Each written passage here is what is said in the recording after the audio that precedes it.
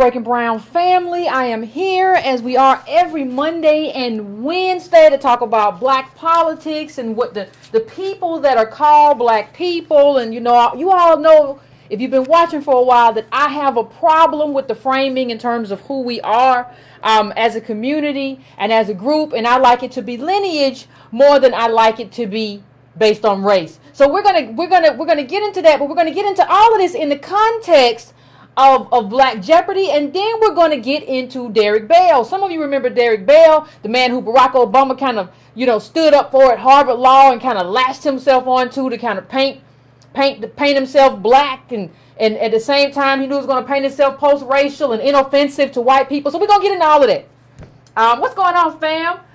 Yes, Jay Will, libations on deck. Ty Collins, Jay Powell. What's going on, everybody? We're going to get into all that. We're going to get into all that, family. Please, somebody was telling me that, people aren't getting the notifications or whatever. Please make sure that nothing has unrung that notifications bell for you. Just click that bell, the notifications bell. Click subscribe if you haven't clicked subscribe already. If you want to donate, go to donatebrown.com. Subscribe to brown.com is free, and it just gives me your email address. And I will try to remember to put up, or I might put it up right now, just a link if you want to subscribe to the newsletter. I think I'll just go ahead and put that up right now because I'm not going to remember. So let's get ourselves together. Let's get ourselves together because we have something to talk about. And I think, here's the thing. Please, please, please, please, please, please just give me the space to think this through. Because what's happening, what I normally do is come to you, I have this fact, this thing is what it is, and we got the data. Now, I have some data, but tonight I'm using data to show something and try to illuminate a direction that I think that we should go. And I've kind of done this before, but not to the same extent. So please provide me a little bit of space. It's one thing it's something very interesting to me. Like any kind of comedian or something can go on YouTube and say whatever they want to say, and it'd be stupid or crazy or whatever. Any kind of anybody. But with me, it's just like, Yvette, I looked up paragraph 3, section 8, and I'm not talking about being wrong. I don't have any problem with being wrong. That's what this whole event is about. But it's just like, I wish everybody would hold everybody else to the same level of and make them be as serious when they talk about politics or when they talk about anything as serious as I am talking. Like, you can't, I have no problem with you holding me to a high standard, but you can't hold me to a high standard and hold everybody else on YouTube to a bottom of the barrel standard. Get your standards right. So, if you've liked and subscribed, get your libations, everybody set, ready, set, go. So we saw Black Jeopardy. How many of you saw Black Jeopardy? Black Jeopardy, everybody was talking about that T'Challa was on Black Jeopardy. And did you see Black Jeopardy? And oh my God, I have a problem with it. And I know what y'all are going to say. Oh, Yvette, you just have a problem with everything. You won't let us have no fun. I'm not saying you can't have fun. I have fun all the time. I'm not depressed. I have fun all the time. I'm not telling you can't have fun. But I'm telling you that you have to start looking at things with the critical eye. Right? So one of the things, and for those of you who did not see the Black Jeopardy episode, I'm going to, you all know if you've ever seen Jeopardy, it's the most boring game in the world to me. Not that it's not knowledge-based and educational and all of that, but it's just I never could watch it because it's monotone all the way through. So there are categories and then they answering a question, but here are the categories. Here are the categories for the Black Jeopardy that we saw T'Challa. Chadwick Boseman was on there as T'Challa, and he was on there as a Wakandan with all these other African Americans, as I call us native black descendants of slaves. And so here were some of the the categories. So here's the first one I'll put up. I ain't got it. Wish I did, but I ain't got it. I'll pray for you though. We all know that one. I ain't got it, but woo. I'm a go in the prayer line on your behalf. You don't never have it. Well, I mean, it's been hard for everybody. So here's the next one. Oh, hell no. Okay. That's the next kind of like this caricature of what black people do, how black people act, how black people behave. And if you watch the Jeopardy episode, we had a whole bunch of black people on there, and the middle guy, when they said his name, he's like, he buck his eyes and all that. So, but I'm not I'm gonna bring this home in a second, but I want to get through the categories. The next category, for those of you who are watching, was finna. I ain't finna do nothing. I ain't finna go over there. I ain't finna go over here. I'm finna sit right where I am. Okay? I ain't finna do nothing. Okay. The next category was girl, bye. Girl, bye. That's in the category of bye, Felicia. All of that stuff. Girl, bye. Okay? The next category was grown ass. I don't really know. The next category was white people. Right?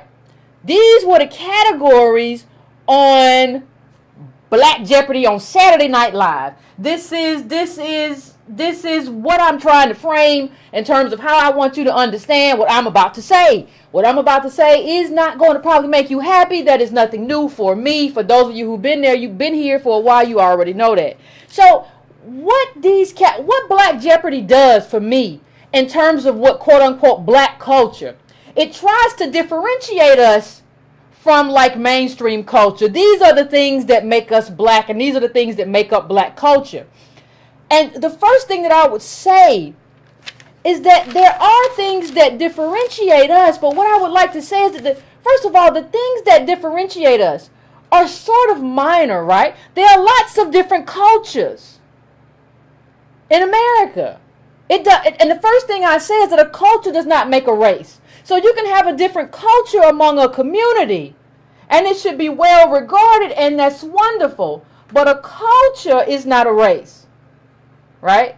That doesn't make me racially different than anybody else because I have some tweaks and some differences in our culture. But what I will argue to you, Breaking Brown family, today is that what they have basically done is exaggerate these cultural differences. And what I think we do, and I think we are guilty of this as well, I think we exaggerate our cultural differences as a way of like feeling some sort of pride in who we are. So we will exaggerate these differences in a way that doesn't make sense. So here's what I'm saying. What are you saying?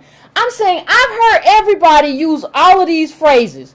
Like all of these phrases that just came up, I have the people who use those phrases. Now I want you to think, if you watched it, think about all of the people on Black Jeopardy outside of T'Challa. Think about all the black people, the first, the woman, and the man. I have heard all of the phrases from I ain't got it, I'm finna go, all of that stuff, all hell no. I have heard all of those phrases, but I don't know any of those people.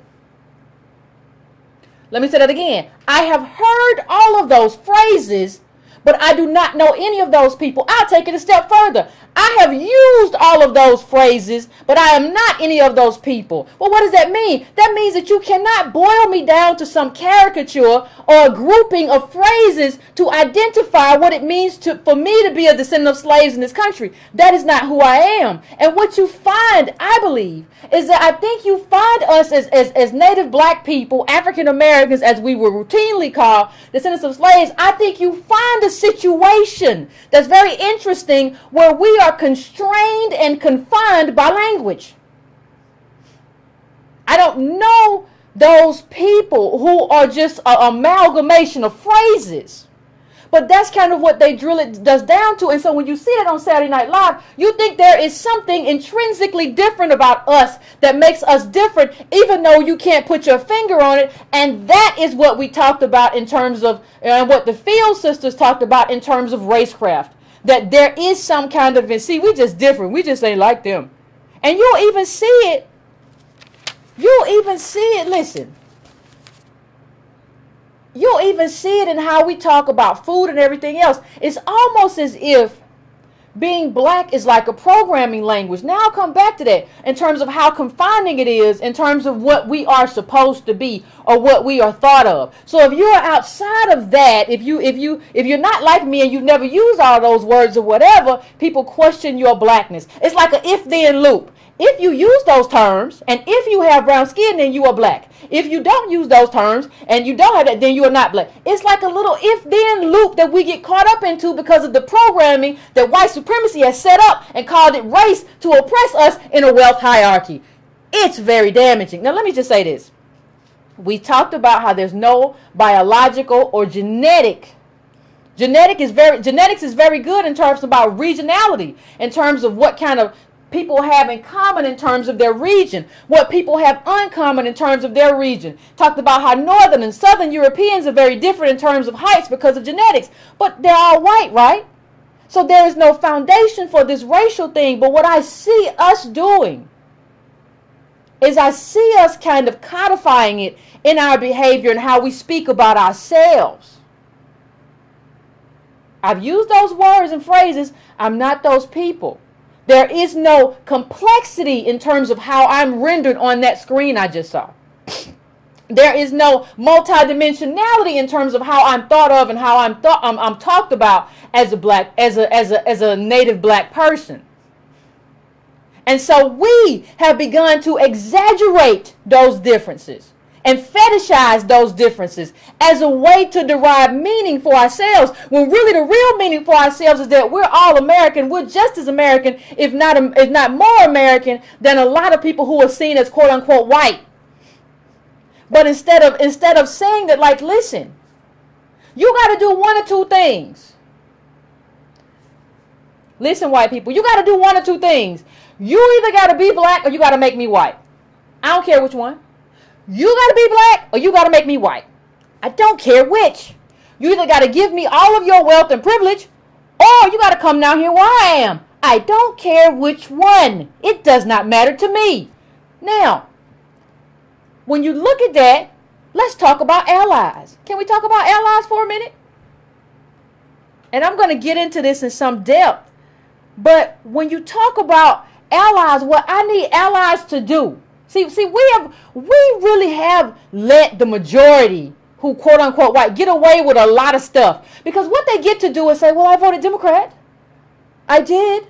And I showed up at the rally. I did. But I want you to ask them, if I came in your house, or ask a woman from Manhattan, if I came in your house, she got $1 million apartment. Ask her, if I came in there and said, listen, this is what equality means. Equality means you got to take a $150,000 home. Not this $1 million New York stuff. You got to take a $150,000 home. And here's the second kicker. Here's the second kicker, my dear. It can't be here. It's got to be in Utah. That's the loss you got to take. That's how far you got to drop. If we're going to spread all this failure around, it's been in the black community. If we're going to spread it around, this is how far you have to fall. Now, if you phrase the question that way, you're going to see her face break up in like 5 different pieces. Because white people are most interested in maintaining their whiteness. They are not most interested in seeing us free or seeing us all be made white. Now, understand what I say be made white. I'm not trying to, oh my God, Yvette's trying to erase blackness. I'm like, yeah, I am, because blackness is a tool of the oppressor. So in that sense, I am. I'm not trying to erase lineage.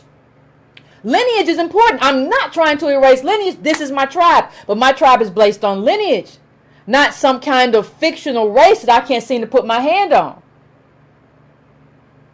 So being made white doesn't mean be like white people or chasing white people, because in this country, it just means normal. Black people have been made abnormal by the invention of race, and white people have been made normal. And so we are on the bottom. So what you really have to say, is like, listen. And see this is my conundrum with the left. This is my problem with the left. What the left will say is this: well, Yvette, we want solidarity and we don't want nobody to be on the bottom. Okay.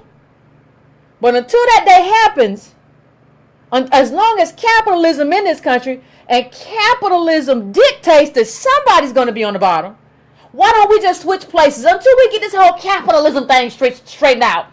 And until we get solidarity or whatever, why don't we just switch up who's going to be at the bottom? So we've been at the bottom for 400 years. I think it's time for like for like white men to be at the bottom and a white family. Then maybe if we have another group, we have a cyclical cycle of who's gonna be at the bottom and when. That would be equality, though. Hear me.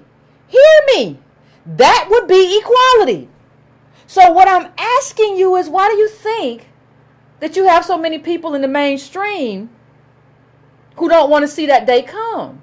That's what equality looks like under capitalism, because capitalism demands somebody be on the bottom.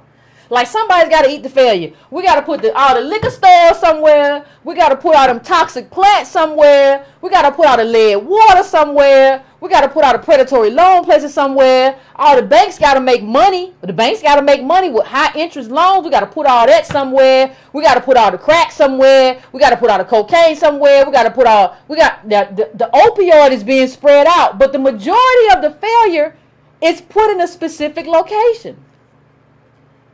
So if now, see, the thing is, white people be like, I'm not okay with that. I'm fighting that. I'm not okay with that. Well, you've been okay with it though 400 years. Listen, look, this Newsweek article that came out, 40% of whites think black people just need to try harder. When you see, because first of all, understand, when you see this 40% number, you're also talking about who is outside of that 40%. You're also trying to figure out who didn't want to tell nobody that's how they felt. I didn't want to tell the poster that's how I felt. You have people who kind of said yes because maybe they think, I don't believe black people need to try hard or whatever, but just politically correct.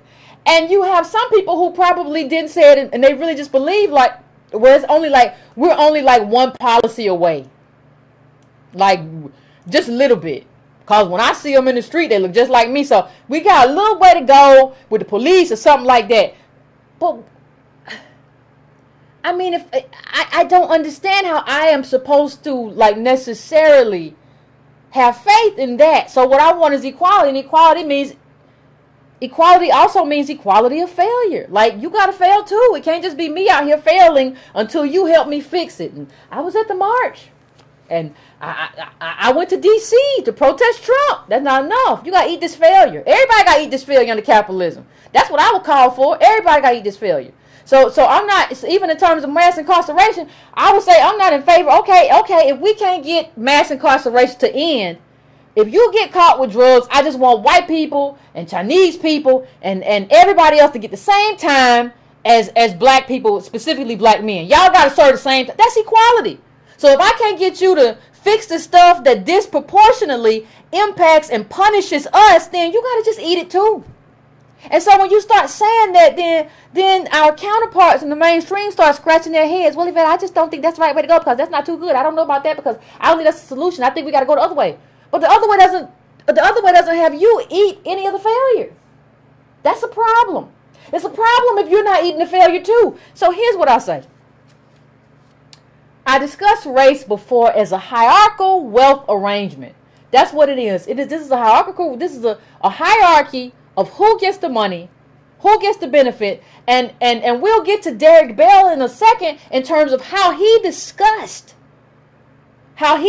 whiteness as like a property that you can exchange. And that's what we see. Whiteness is a property. It's a benefit. It's not just a privilege in terms of going to jail. It's a privilege in terms of how you move throughout life, the kind of negotiations you can have, the amount of times that you're allowed to fail versus me. So I can't fail, right? So if I fail, I could go to jail the first time, or I could just lose all the money, or I could get all the judgment. But you can fail and fail and fail, and people will keep funding you and funding your business. That is a quantifiable benefit to what is quote unquote whiteness in America. So why would I just want you to have that if I start to see it as a property and not just a quote unquote race? We don't know race. Since when you finally figure out that there is no race, you realize this is a quantifiable property. This is what it is. And you begin to ask yourself, what do I do about it? Right? If this is just a property, and it's a dollar amount attached to it in terms of how white people are allowed to move throughout the world, move throughout this country, then you begin to ask yourself, well, why do I cling to like blackness in terms of a race as opposed to just like my lineage is descendants of slaves? Because culturally, let me show you something. And I'm going to read from this. we tend to say, one of the things that we tend to say is just like, no, Yvette, that's not what it is. But like, the thing is, if you go watch the series, Breaking Bad was a great series. This dude was able to do all he did, though, because he was white. And nobody suspected a white guy of being a drug kingpin. We would not have gotten out of episode 1 if Walter White, wasn't that his name? If he had been a black man. It wouldn't have even been a pilot, because there's no way he's going to get away with being able to traffic without being found out. And so what we have, because we as African American descendants of slaves, because we can't wrap our head around the fact we've been made to be, I'm proud, I'm black, and I'm proud. But see, the thing is, we didn't have all the information then. We didn't have all the genetics, all that stuff then. And that was a reaction to the white gaze telling us that there was something wrong about our hair, our skin color, that we were deficient. Now is a different time, and we have to have a different solution, right? And let me just put up, and I'm going to tell you, before I put this up, I'm going to tell you a quick story. I'm going to tell you a really quick story. I was in, and this is a story about culture, and how, like, black culture, and it's everything, and it's this demarcation point just doesn't make a lot of sense. I was in the hospital about 8 years ago. I had to have a surgery. I was in the hospital, and my mother was in the hospital with me. It was nighttime. It was about 3 or 4 in the morning. And I hear talking in my room. And you know me, I'm like, what's that? You know you're in a position you go to moan like, what's going on? Ain't nobody paying attention to me? So I look around and I see I see my mama and this white nurse. I mean, white nurse. White hair, pink face, about maybe late 50s, early 60s. And she's talking to, and I hear them, and I hear the white woman say, well, do you use hog maws? And my mama says, sometimes I use fatback. And I'm like, what's going on? Am I dreaming? And then I hear him say, well, yeah, it adds a certain amount of tenderness to the black-eyed peas, and it adds certain flavor. And so what I realized is that my mama and this nurse, this white nurse and my former sharecropping mama are discussing black-eyed peas and black-eyed peas recipes. And what you realize is that culture is an exchange, right? Among groups of people. And so in the South, what you realize is that, like, black-eyed peas are like a Southern food. And so all of this, like, you know, we do this better. Listen, it's not that we don't cook turkeys better on Thanksgiving. We do. It's not that we don't season our food better. I'm sorry, my white friends, we do. But the problem is, it's still the same food, whether you season it differently or not. Whether you season it differently or not, it is the same food. So if you show up at a white person's house who's celebrating Thanksgiving, they gonna have turkey and stuff, turkey, black-eyed peas. They might have a casserole where we just have black-eyed string beans, right? But it's still the things on that table is still stuff that you eat. Everything on that white table is stuff you eat. And stop acting like it ain't. Just because we make it better doesn't mean, and we make it more flavorful, doesn't mean that's a difference in culture. Or a significant enough difference to be like, that's black and that's white. No, these are just minor differences in taste buds. You know, in the sense of our white friends don't have taste buds. I kid. But, and you see this, and I'm going to bring up this article. You see it in this article. How sweet potato pie became African American Thanksgiving. You know, our favorite dessert.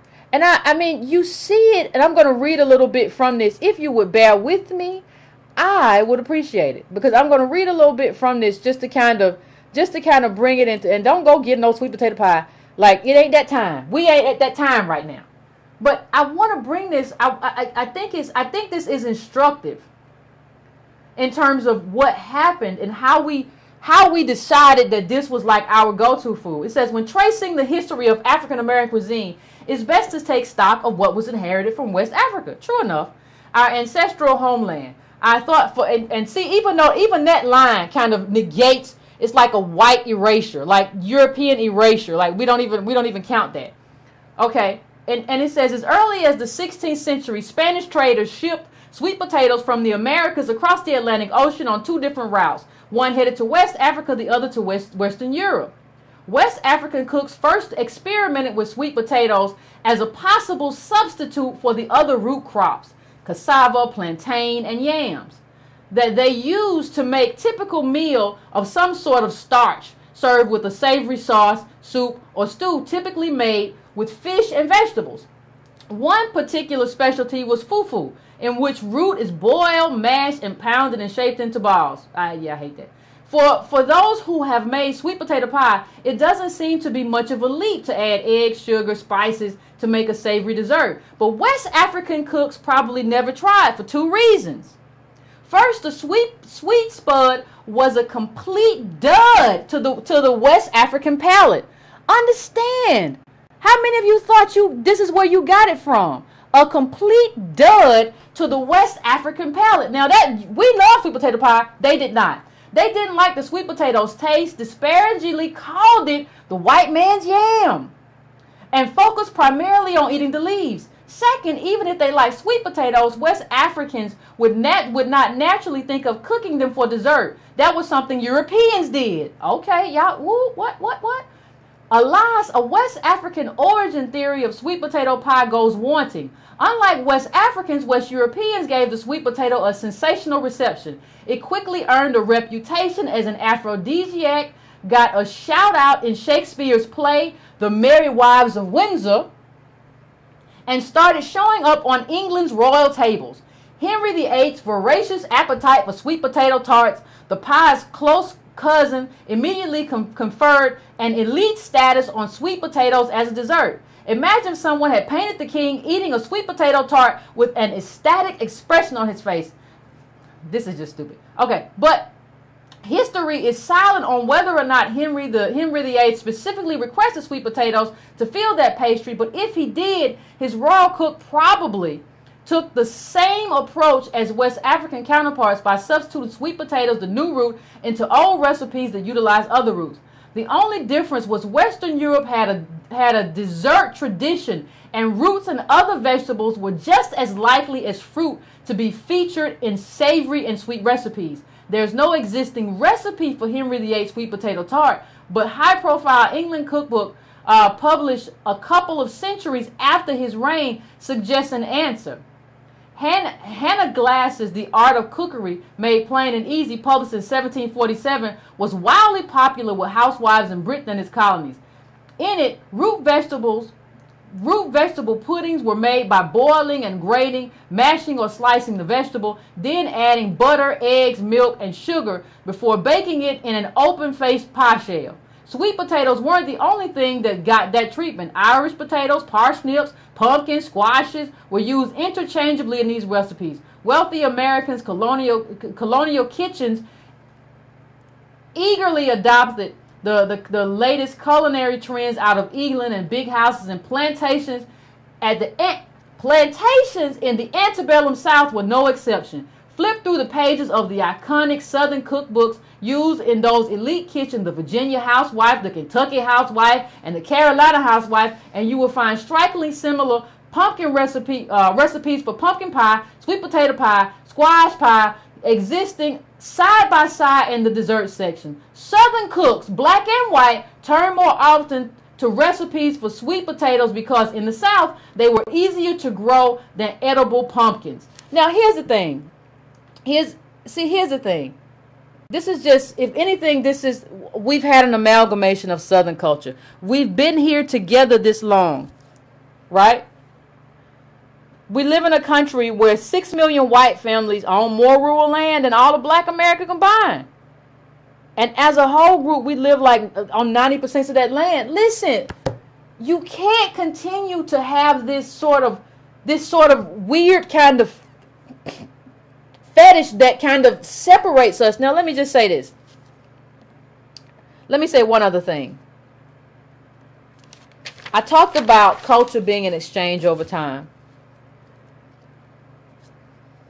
I wanna say one thing as I lead into what I'm going to say about Derrick Bell and this sweet potato pie. some of the stuff, like I just said, we think it's our sweet potato pie, but it's not our sweet potato pie. It's just culture.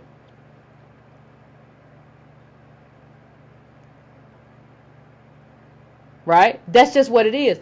And when you look at race, the problem with race and the problem with when we talk about Jeopardy and the problem with this exaggeration of difference, because the differences exist, but we're talking about an exaggeration of difference, is that justifications of inequality are based on justifications of difference. And I think that's, and Racecraft talks about this. If you want to pick up that book, justification of inequality is based on justification of difference. And these differences that we sort of exaggerate are minimal. They're really not, the whole point is to show you that they're really not as big as you think they are. They're really not as grand as you think they are. You know, as a group, when I said we live in a country where white families own the land, as a group, they have like 96% of this rural land. That's what we're talking about, right? Whiteness controls all productive capacity in America. And we think blackness is an other, but what it is framed is a small corner of like a wealth mansion, right? That's all it is. And we're caught like in this white gaze, and the only way to get outside of this white gaze and kind of be free is to get rid of this race thing and let there be only lineage.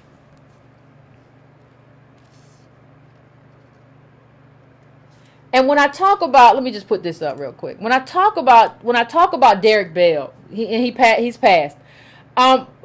When I talk about him, what I'm really talking about, he talked about the permanence of racism. And when you look back, the only thing you can really say is that, like, yeah, he's right.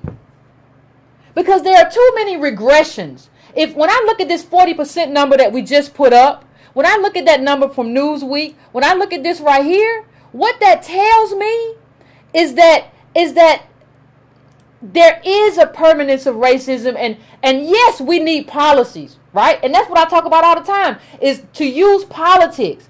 But in terms of what has to be done in terms of redistribution and all of that. But that won't erase it. That is not something to erase. That is to alleviate certain symptoms of what we have. But it's like if you want to ever come outside of that, you have to find a way to kind of get rid of this notion of race. So politics is needed in terms of what we have to do to get redistribution, what we have to do to get jobs. But what you have is that even when you get it, they try to take it back. So you're in this permanent fight and permanent struggle. If you want to come outside of that at some point, the question becomes, how do you do that? And the only way I can see coming outside of that is to kind of get rid of this fiction.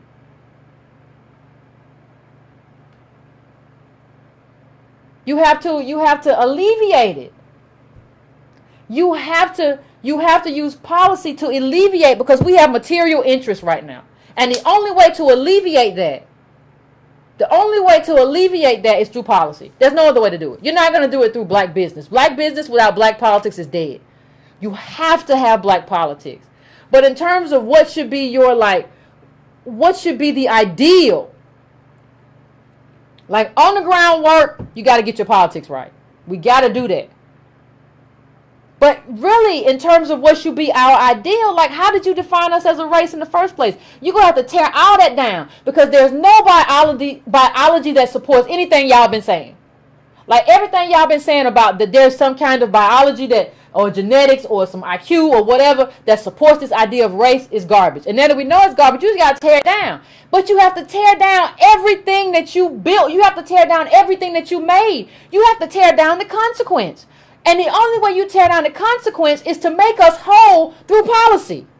That's how you rid yourself of this consequence. Now, policy is only one side though, right? Because you got to make us whole through policy. Black politics is how you make us whole. But to ensure that this doesn't happen again down the line, let's say we got reparations and all black people, we good. We got money for college. We got trust fund. We got everything, right? We got everything through reparations. How do you ensure that they don't just take it back? Like, how do you ensure that we're viewed. How do you still set things up for your kids and your grandkids? How do you ensure that this doesn't keep happening? That we don't have a bell curve every 15 years, or that people who are quote unquote black aren't viewed as different or abnormal? You have to find a way to circumvent this idea that we're somehow different. And so when I see the permanence of racism, I think Derek Bell is right. And so the only way you come outside of that, even after you've done policy, is to challenge the idea of race. But let me just say something. There's something more profound about Derek Bell than somebody said something interesting. Somebody said something very interesting in the chat. Now I can't find it. It's always that way. Somebody says something really good and then you stop. Like, here's the thing. And I'm looking at this. Somebody says, stop begging white people to forget about race. It will never happen. Like, well, then you're just kind of like dead man walking, or dead man talking, or dead man YouTubing.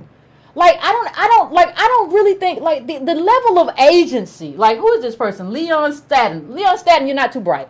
Like, the thing that happens is that there's this idea that, like, I can circumvent. I'm in a country full of white people. White people got all the money. White people got all the land, but I don't need them to do anything. How? Like, in what kind of symptom, and in what kind of simpleton's mind do you believe that as a majority, we're 14% of the population, we're being replaced in terms of work, in terms of what you do with your hands? We're being replaced by immigrants, right? They can get a Mexican to do it cheaper. Then you got mechanization. We're being replaced on that end. We're being replaced at every level. We're being replaced at every level, and you really think that I can just do it? I don't need, you just got to stop begging. I'm going to figure it out. I bet you if I go into your bank account, you ain't got more than $1,000. But you're going to tell me how to figure it out. You can't do anything in America with $1,000 but die. Like, there is no way for you to navigate the 25 cents you got in your pocket. You still think, well, if I got $5,000, I can flip it. This ain't 1984. $5,000 is pocket change to the group that has all the money and has doubled their money and redoubled their money. Go look at Jeff Bezos' money. Go look at who has all the land. Go look at Microsoft. Go look at the Forbes list. And don't tell me, well, Diddy on there, Diddy's selling cheap liquor, and I still haven't seen his financials. Show them to me. You don't know what you're talking about, but you don't know enough to stop talking. You have to find a way to do black politics that is first and foremost, that is most essential, a collective, as a collective, we have to do black politics, not as an individual. I just can't be out here by myself. But the problem is, well, you just got to stop begging. You can't tell me to stop begging when you don't have anything. And I know you don't have anything because I know the numbers. I know the data. The data tells me who we are as a group. And the data tells me this Leon fellow, or whatever his name is, don't have no money, that he just on here talking. You know, whites have 98% of the land. That means you can't grow food. When they got all the, like, we talking about the land, we talking about the rural, where you grow food, that's your rural land. That's your potatoes. When you say we grow our own food, you ain't got no land. What was the little Sip's name in the comments? Like, show me, like, if you can email me, editor@breakingbrown.com. Email me how many acres of land you own. Email me how many contracts you have distributing that food with either companies or groups or whoever. Show me what you have to talk about this, to say that this is possible. See, one of the things that we have to stop doing is we have to stop listening to idiots. And some people don't know any data, and it's just like, you don't have no land, you don't have no wealth, you don't have no contracts, you don't have no money, you don't have any kind of social capital, you don't have relationships with millionaires, and you in my comments talking about what you gonna do and how you gonna do it and how we gotta stop begging. I'm not begging. I'm talking about how race is used to squash native black people, descendants of slaves. That's not begging. It's an explanation of what happened. And when we talk about Derek Bell, what I'm talking about is the permanence of this thing called racism, because racism depends on race. It's not complicated unless you just can't keep up. And if you can't, then maybe this is not the place for you. Maybe you need to find a new YouTube home. That's okay. We're not all the same. But let me move on. you know, I talked about the land, but I didn't even talk about incarceration. How black men are incarcerated at a rate that we don't see anywhere else in the world. How are you going to end, like the people in my YouTube comments talking about begging? How you going to end that? You got a plan? You going with black men being incarcerated by 100, 10,000, 100,000? Do you have a plan for that? No, you just like to talk.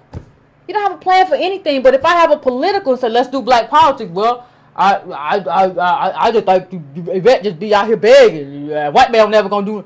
The government is not the white man. Everybody goes to the white man.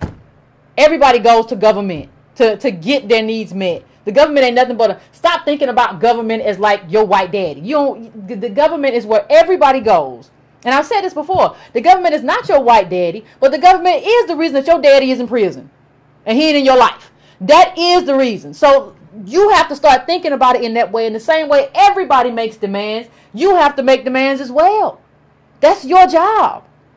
Your job is not to find a way to get a 2004 BMW and a little house and say, I made it. That's not your job. Your job is not to steal your way to a 2018 BMW and say, I made it. Your job is not to sell cheap goods and cheap liquor to your brothers and sisters to get your way to a $200,000 Bentley. That is not your job either. Figure out what your job is and then come talk to me. But let's get back to Derek Bell. Now listen. What he said, what Derek Bell said about the permanence of race was so important. But there was something else. There was a great, that was an absolutely excellent short story that was in one of his books. And it's called Space Trader. So if you want to look that up right now, look that up. But it's interesting in a number of ways. And I'm going to put the quote up. But let me frame it. In Space Traders, Derek Bell tells the story of there's these aliens. It's really a great story, and it's only 2 pages long. And you can see it in Google Books. If you look up this book, you can find it in Google Books. Critical Race Theory, The Permanence of Racism. And he talks about these aliens that come down. And these aliens tell America, right? They tell America, listen, America's at this point. America is having problems. America is at this point, environmentally, America's messed up. Economically, America's messed up. Capitalism has kind of destroyed America, and America has a lot of needs. And the aliens come down and say, listen, we can fulfill all your wealth needs, all your environmental needs. The only thing you have to do is give us all your black people. You give us all your African Americans, we will fulfill all your needs. We want to take them up in the spaceship. And African Americans know that these people mean no good, these aliens, because the aliens are dressed up. And the white people can't see the aliens, but the black people can see the aliens. The aliens are dressed up. Right? Now, mind you, black people didn't create this stuff. We didn't create capitalism that destroyed the environment. We didn't create all this damage economically. We have had little power in this country. But these aliens come down and say, we're going to clean up everything that these capitalists and that white capital has created if you give us all the black people. And the aliens sound like, only the black people can see and the white people can't see. The aliens sound like Ronald Reagan. And black people are running around saying, I can see them, and some of them got on hoods and they racist. Oh my God. And the black people are like, you can't be giving us to no aliens. But it's a foregone conclusion, really, that America is going to give us away. Because America has always thrived on the failure of African Americans. So the only question that remains is how we're going to be given away. So you got black people trying to flee and trying to get on planes, and then you have the military come in and and then the key, though, here's the key. And I'm going to read this to you. But this is what America kind of tells black people in this fictional story. America tells black people the framers intended America to be a white country. The evidence of their intentions is present in the original Constitution. after more than 137 years of good faith efforts to build a healthy, stable interracial nation, we have concluded that our survival today, as the framers did in the beginning, requires that we sacrifice the rights of blacks in order to protect and further the interests of whites. The framers' example must be our guide. Listen to this. Patriotism and not pity. Patriotism and not pity must govern our decision. We should ratify the amendment and accept the space traders' proposal. Understand that. Now here's the image. Read that for yourself.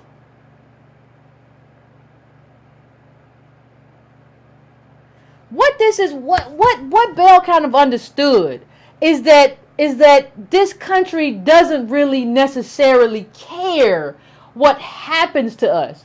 And this again is for those of you who may have just tuned in from Space Traders, right? This is a little short story. It's only 2 pages long. But understand what he was saying, and understand where. See, you also have to understand where he got this from. This isn't something that he just made up. This is actually almost line for line what Lincoln said in terms of saving the nation. Let me put up what Lincoln said, and I'm gonna go over here and I'm gonna read it for you. Here's what Lincoln said. Abraham Lincoln, Emancipation Proclamation, wrote a letter where he talked about what he would do to save the Union. And he said, the sooner the national authority can be restored, the nearer the Union will be, the Union as it was. If there be those who would not save the Union unless they could at the same time save slavery, I do not agree with them. If there be those who would not save the Union unless they could at the same time destroy slavery, I do not agree with them. My paramount object in this struggle is to save the Union, and is not either to save or destroy slavery. What Lincoln is saying is that I don't care. I don't care about what happens to these black people.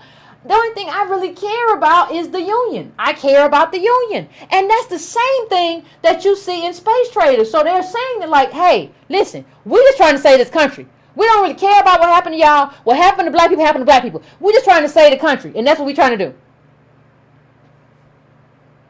And so, and a lot of people, even when they look at Obama, will say, well, that's pragmatic. Understand that the thing that is going to save us is not pragmatic.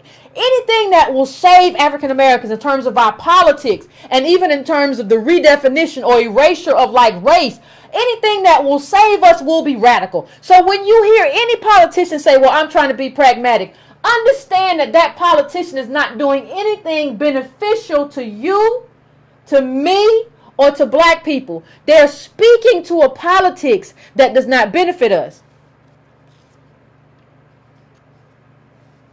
They're speaking to a politics that does not benefit us. You have to understand that. And you have to understand that they didn't ask us anything. When the space traders come, all that stuff about our rights and all that stuff just went away. Because the space traders say, give me your black people, I'm going to give you your black people. So what ends up happening is that they give us away. The space traders say, you know, we want them, you're going to give, you make them strip all their clothes off. So we get, at the end of this story, we get on the alien ship the same way we came. Like, almost naked in chains. And we go the way we came so that America can benefit. And so that our whole time on this planet, in this country, in terms of coming from slaves and then going to aliens, has been a tool for the rest of America to benefit. And the tool that allows that to happen, in my estimation, I'm not saying you can't disagree, but you can't say stop begging. The tool that has allowed that to happen is race. So I'm saying that there has to be something with that tool. That tool is a problem. We have to fix what has been done to us. But there's something else that has to be done in terms of this definition of what race is. You've used this race thing to like oppress us for hundreds of years. And it ain't real. So you have to make us whole. But then outside of that, it seems to me that you have to do something about this lie that you made up. Right? This lie that you made up don't really make no sense. So what I'm saying, you know, and here's the end of it. It says, let me bring it down a little bit. It says of the story, it says the dawn of the last Martin Luther King, because that's when they put us on the ship. They put us on the ship on MLK holiday. How's that? The dawn of the last Martin Luther King holiday, because of course ain't nobody celebrating if we gone. They never really wanted to celebrate it, right? Isn't that what's implied here? They were just celebrating it because we demanded it, not because they were necessarily good people or really believed in what they were saying. So the dawn of the dawn of the last Martin Luther King holiday that the nation would ever observe illuminated an extraordinary sight. The space traders had drawn their strange ships right up to the beaches, discharged their cargoes of gold, minerals, and machinery, and began loading long lines of silent black people. At the traders' direction, the inductees were stripped of all but a single undergarment. Heads bowed, arms linked by chains, black people left the New World as their forebears had arrived.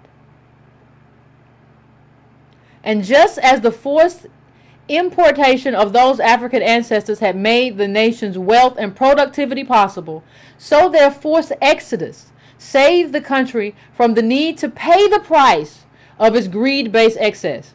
There might be other unforeseen costs of the trade, but like their colonial predecessors, Americans facing the 21st century were willing to avoid those problems as long as possible. And if you want to read more from Derek Bell, there's a lot available. But this is what it is. This is what it is. I don't know how else to, to really kind of communicate that. And if you don't believe me, if you don't believe, well, Yvette, you must have something wrong. Let me see if I can bring this chart up, because it's all very interesting. Now this is a great chart. I want you to look at this chart. Now this is how America hasn't changed since Martin Luther King Jr.'s death. Now look at this. If you doubt what Derek Bell said about the permanence of racism, I want you to look at that little red line on the bottom. That's black. That little gray line is Hispanic, and look at that white line going up. In terms of like, and this is money. This is money. This is how I know the dude in the chat didn't have any. This is how I know the dude in the chat who was talking about stop begging. This is why, like, people always say, well, Yvette, you never know, he might have money. No, he ain't. I know. He ain't got none. I know. And if you look at the data, you know. This dude is not an outlier. You can tell you don't have it. You're just talking. And you're just imagining. And what happens is we're very, very good. Listen, in terms of our cultural imagination, in terms of Black Jeopardy, and how we talk about food and all that stuff, we're very, very outspoken in terms, and very creative in terms of our cultural imagination. What I need, though, is for us to be just as imaginative in terms of our political imagination.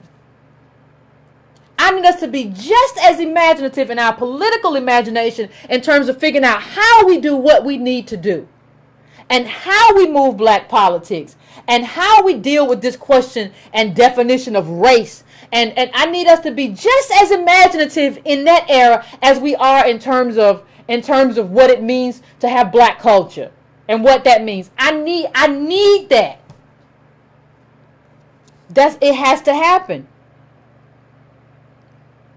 Now, if white people always tell us, well, things have changed. Well, hold on. If wealth disparities are like worse, like, really? Like, have they? And how much have they?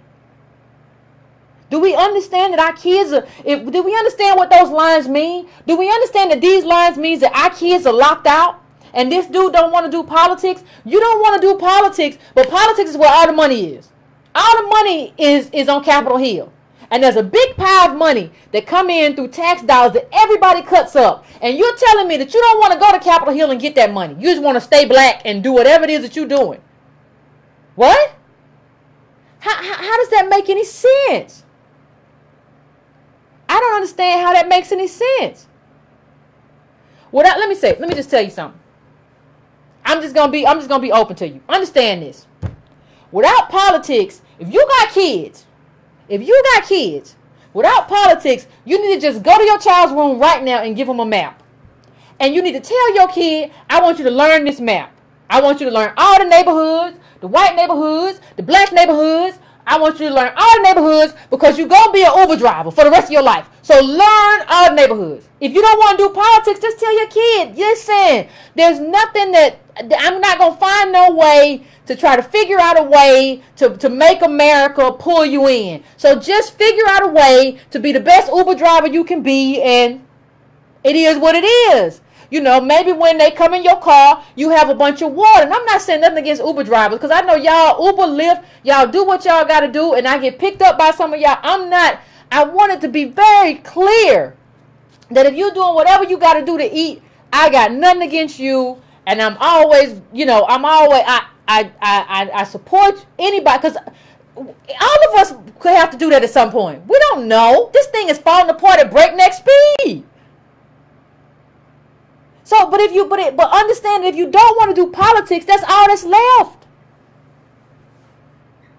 And y'all say, well, I don't want a raceless America. I want to be black. Well, here's the thing. Here's very interesting. The president that you voted for and that you fetishized and that you glowed over all the time he was there, that president, he wasn't black. He was raceless. Obama was a raceless president. He got just enough white people to believe that he was not necessarily black and that he was post-racial to elect him president. He got just enough white people to believe that. And he got just enough people to believe that I ain't got nothing to do with all this other stuff they talking about in terms of all this stuff they talking about my middle name, Hussein. Black people were the ones who erased Hussein from his name. He was able to erase Hussein from his middle name because he draped himself in black culture. That's another problem with black culture. Anybody who kind of has the features of blackness can just drape themselves in and be like, I'm black just like you. I listen to Lil Wayne. I do all that stuff you do. I listen to Schoolboy Q. I listen to Ooze and them, Young Ooze. I listen to I'm just like you. I listen to Stevie Wonder. Remember Stevie Wonder was his song. Barack Obama, that was his campaign song. He draped himself and he erased any notion of kind of like my father was Kenyan, and I grew up in he erased all of that in black culture. And he became racist to enough white people who did not find him threatening because he became the ingratiator in chief. That is not what I would think of in terms of like being like the first black president. No, he became like the first post-racial president. He became everything to everybody. So don't tell me you don't like it. You do like it.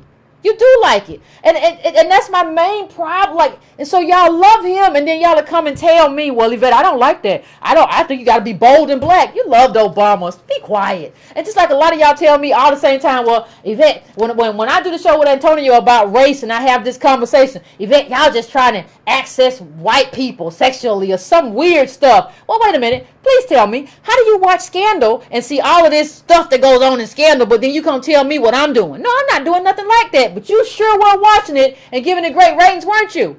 There's a lot of inconsistency, a lot of hypocrisy going on in terms of the conversations that we're allowed to have. We're not even allowed to be free. And we don't even see our own hypocrisy. This stuff is a problem. And so, there's really... This conversation isn't happening in a lot of spaces, and it has to happen. We have to talk about the necessity, not the want. People act like black politics is, well, maybe I'll do black politics, maybe I won't. Your child's future depends on whether or not you do black politics. And then we still have to move forward in terms of what it means, what this whole blackness thing means, even though there's no legs undergirding it. This is what we have to do. You want to opt out. But then you love Obama. You want to opt out, right? But you love Kamala. Man, come on. the way Obama kind of couched himself in Derek Bell. You go look at that Harvard Law School stuff. Like, we don't even know how to compete with these people. They be planning their stuff 20 years ago. Obama broke up with his white girlfriend, said, I can't be with you, I gotta find me a black woman. Go read Rising Star. He did that. I mean, all of this stuff, we don't understand how these people operate and how black culture is used for other people outside of the cover to navigate themselves in the political sphere. That's a problem. It just blinds us. It just blinds us to everything. It just blinds us to everything because we're like, oh, he's just like us. See, Obama, he can give me, like, Obama gave me dap. He did the pound. Oh my God. He's just, that's what you think you are? Like, that's okay. I just don't know what else to say about it. I just really don't. You know, and this is the last thing I really want to say. It's just, and I wrote this down, that we and I said something like this, but I want to kind of draw it home. We can't become like independent thinkers inside this white gaze, right? Or even inside the black gaze of Black Jeopardy, where you're kind of considered outside of that if you don't do that, or if you don't be like, well, oh hell no. You know, it's just like there is no space for us to be truly creative and truly limitless individuals inside of what white supremacy has made us. And that's my problem with intersectionality, is that it doesn't understand the primacy of race. Race is the negotiations in terms of our Constitution and all of that. Those were racial. And so because we don't understand that race is primary in terms of how we have been afflicted and how we have been placed on the bottom, that means that white women can come and eat our affirmative action. We have to understand that. And the reason I'm not intersectional is because I don't agree with this whole hodgepodge of affliction, where it's just everybody except white men. No. That just means everybody's trying to eat my stuff. And I need you out of my cereal bowl, because I ain't full. Be mad. So, I'm going to go to the phones, and I want to hear what everybody got to say. I know people got to say a lot of stuff. It's fine if you disagree. That's not about us. That's Clementine Dixon. Thank you for the donation, and everybody else who donated.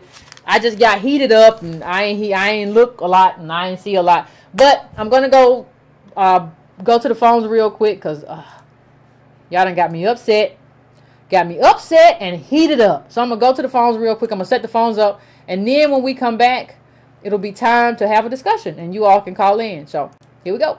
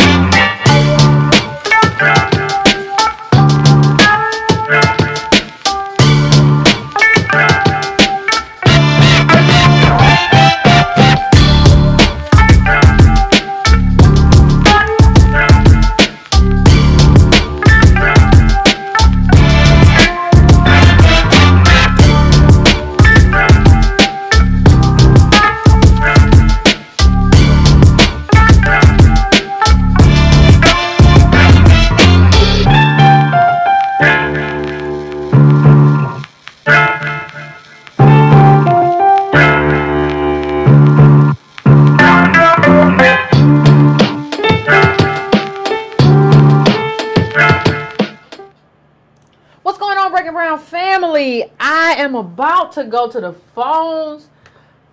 Y'all know one of the regulars who normally lights it up is on the line. Y'all know what it is. I'm going to 202-536-202. I'm coming to you. All right, now I got you. I don't know how I keep looking up. No, I recognize your number now, Alexander. I recognize your number now. When I see you, I know. Oh my God! People gonna think Yvette. They gonna think it's a conspiracy. I know. I just want to tell everybody I call in like everybody else. I do not. There's nothing going on between Yvette. No hookup is no conspiracy. I promise you. I just know his number, so I went to him first. I'm sorry. I just know I was like, and I know how you feel. Like I know how you feel about Derek Bell. So I really wanted to hear your opinions. I was like immediately. All right, so Derek Bell is one of my heroes, I have to admit. But it's something we have to understand about Derek Bell, and it's the measuring rod by which we should judge all people who claim to stand for us. You judge them not by how much they can get, but by how much they were willing to give up. And so let me just share with you a little of what Derek Bell was willing to give up. Immediately after he got tenure at Harvard, I believe, I always get mixed up with it was 86 or 80, but immediately after he got tenure, he literally put a picket sign, he put signs on his back and walked through Harvard Law with picket signs demanding that they hire more black faculty and demanding that they admit more black students. He did this right after he got tenure. He even went to the extent of doing a hunger strike where he almost died and getting sick, and he did several boycotts and protests of Harvard not hiring more black faculty. Now, out of that, Cornel West, Henry Louis Gates, Randall Kennedy, Anthony Appiah, Lonnie Grenier, Charles Ogletree, Marla Frederick, Evelyn Brooks Higginbotham, Jamaica Kincaid, and Marciana Morgan, and almost every other black person there today at Harvard, both in the law school and across the campus, owe their existence on that campus due to Derek Bell. Wow. Now, here's the kicker. Okay.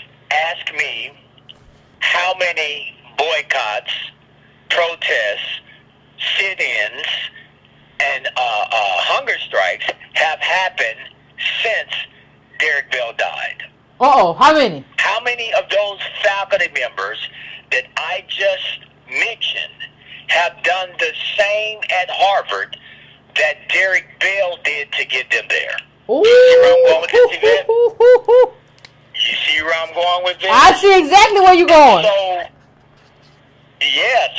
So the thing is, a lot of them got in those seats and they slammed the door behind them. I mean, you would think we would have a ton more of black faculty and black students in those communities. If Derek Bell was able to fill the damn near every school on the campus with a black faculty person, then imagine how many more black faculty and black students we should have there now as a result of Cornel West and all the other people that are there. I love Dr. West, but that's an indictment you got to answer for.